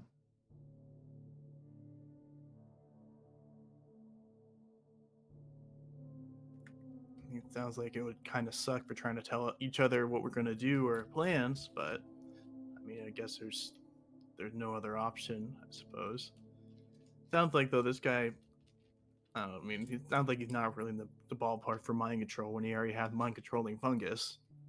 I mean, I believe this creature that you're going to be hunting doesn't use mind control.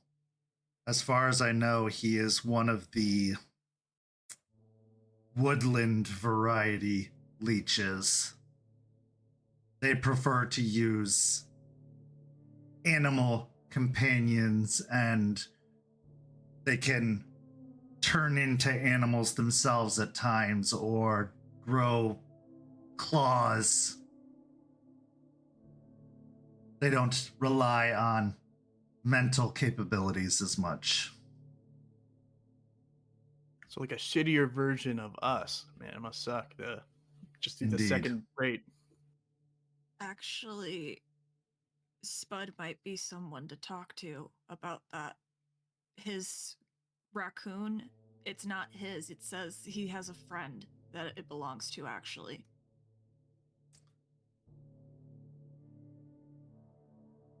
You may talk to Spud if it will help you with this mission.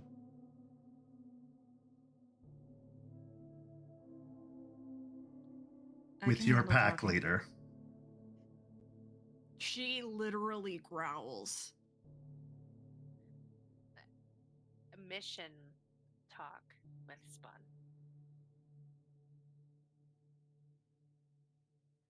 I have to abide by my Sept leader.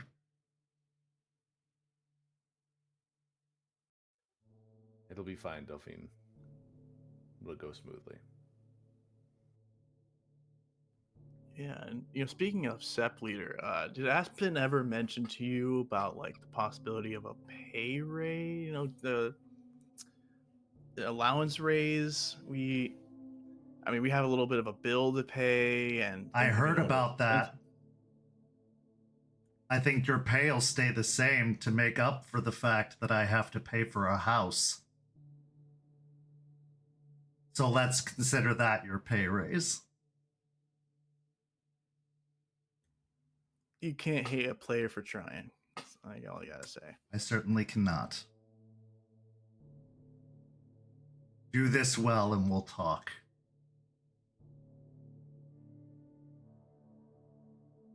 We cannot draw a lot of attention to this.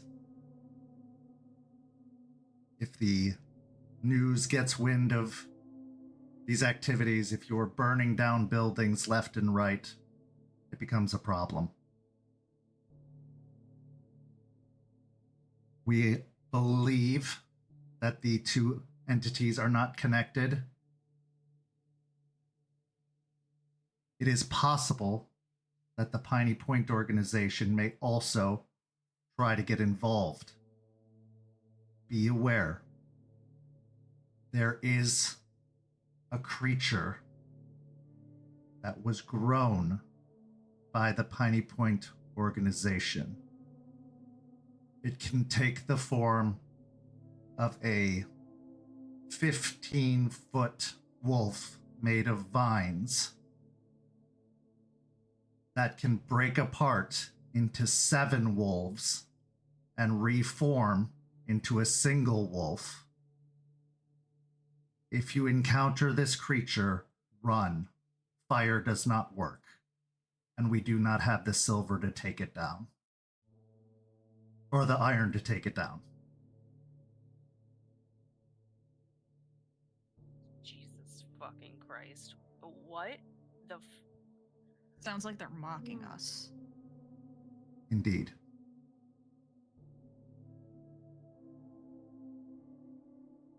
It is a large beast. We have encountered it once already. It is seemingly connected to the hive mind, and they have spoken through it and made some veiled threats.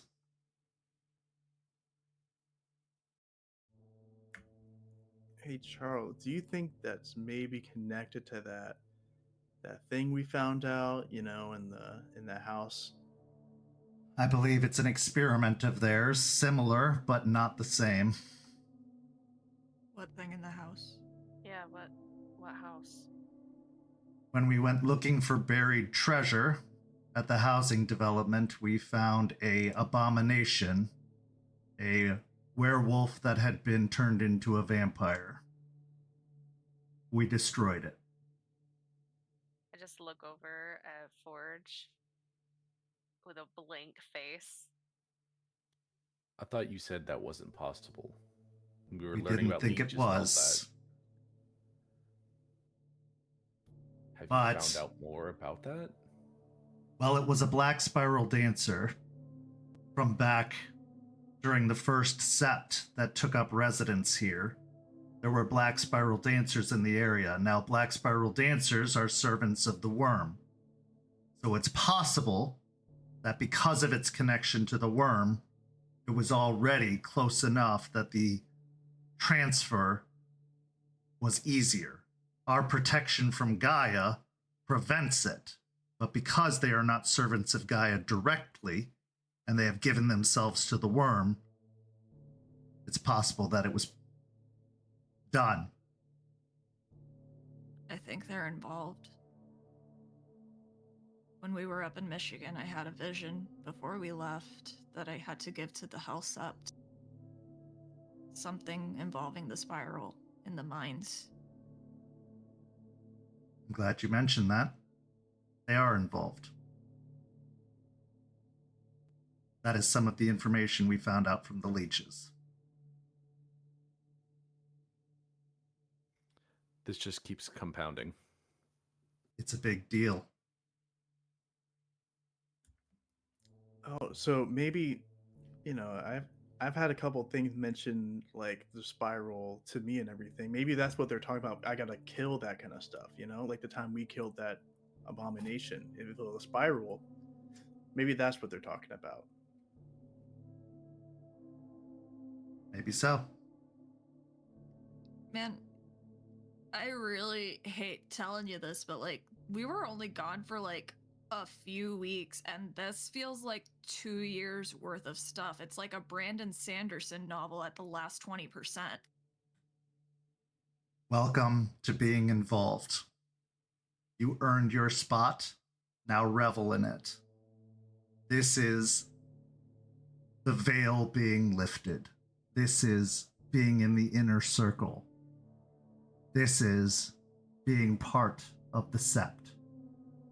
For real this time. The training wheels are off. Show me it was worth it.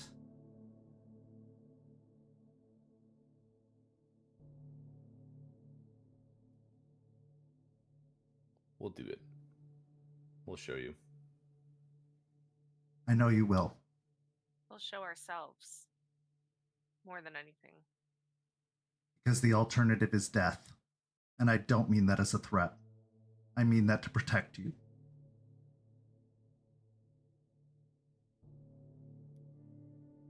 Like I said earlier, this is a lot, but let's just focus on the one thing. That should be our main goal. I will provide a dossier about the various kinds of mushroom minions you may encounter, especially the ones that are capable of infecting Guru. Those are the ones you have to be the most cautious of, because we have found a cure of sorts, but it is very, very strenuous to the Guru to receive it, and we can't guarantee survival. We were very lucky that Jason was able to survive the procedure.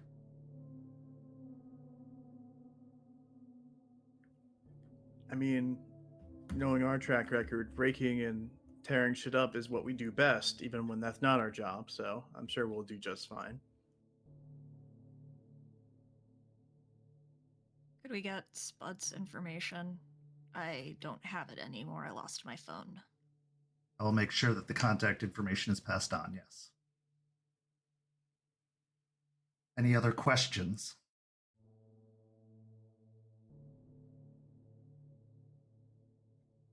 This is all just a lot to even try and explain. So, I think that we just need to process this and look at all the information and then come back with any questions. Avail yourselves of the resources of the Sept. We have been fighting this, as Delphine said, for years. This has been our life. No one knows more about us, about all of this than we do. So talk to us. We will tell you what we know. We will teach you how to combat this. We will help you any way we can. But in the end, you are the ones out there fighting. You are the ones out there together, side by side, combating this threat. If you are unable to do that, learn that soon.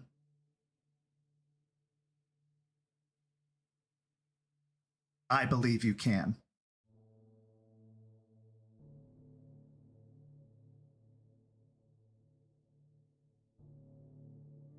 With that, Charles passes over dossiers and maps and paperwork.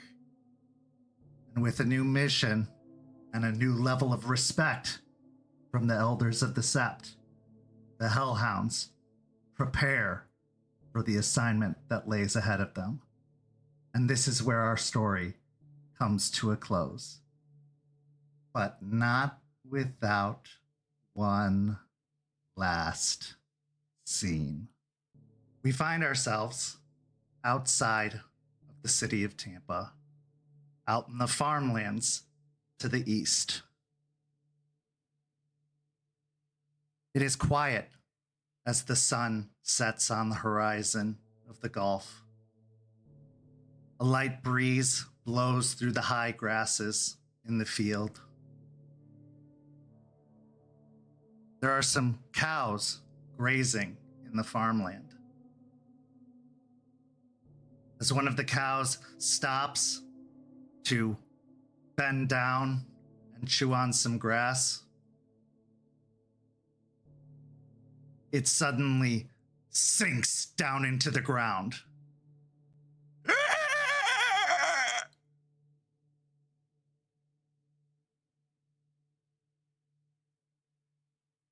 Then, rising slowly from the ground, speckling the horizon of the field, several humanoid and non-humanoid looking shapes start to rise. Bulbous growths distending from their bodies. Even the cow itself, moments later, rises from the ground, conjoined to another creature. Maybe a horse? It's hard to say. It has 7 legs and 2 heads.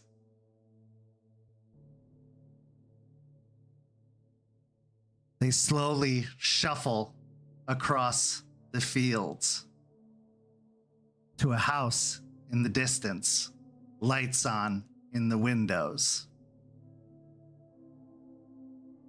And this is where our story ends. Thank you so much to these amazing players. Thank you to everyone watching at home. Hell Hounds is back, baby, and we are so happy to be back. So join us next Friday for another episode here on YouTube. And Rage Across Tampa is also back, so tune in on Tuesdays over on Twitch. And if you're not a part of our community, come join us on that Discord link down below, because we are playing 5th edition, 20th anniversary, and Chronicles of Darkness games over on that Discord. So come join us and stay tuned to our social media, because we have a very, very big announcement coming in the next 2 weeks. And if you want to find out what it is, you got to stay tuned to the social media to see what it is. So check that out. Thank you so much for watching, and we'll see you next time. Have a lovely evening, everyone.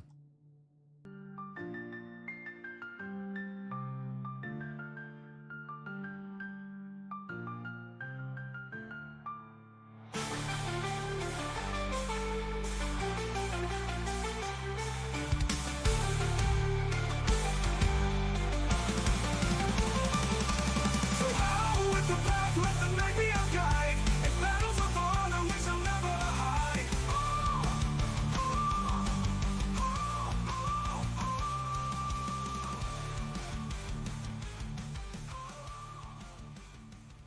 This has been a St. Petersburg by Night production. Hell Hounds is produced in arrangement with the World of Darkness and Dark Pack. The storyteller for Hell Hounds is Kent. Tonight's characters were voiced by Jay, Lilith, Ben, Nikki, and Katie. Theme song Rage Across Tampa lyrics by Preston and Kent. Visit our website at stpbynight.com for more information about all of our productions and how you can become part of our community. Thank you for listening. Until next time, fangs, stakes, and claws out.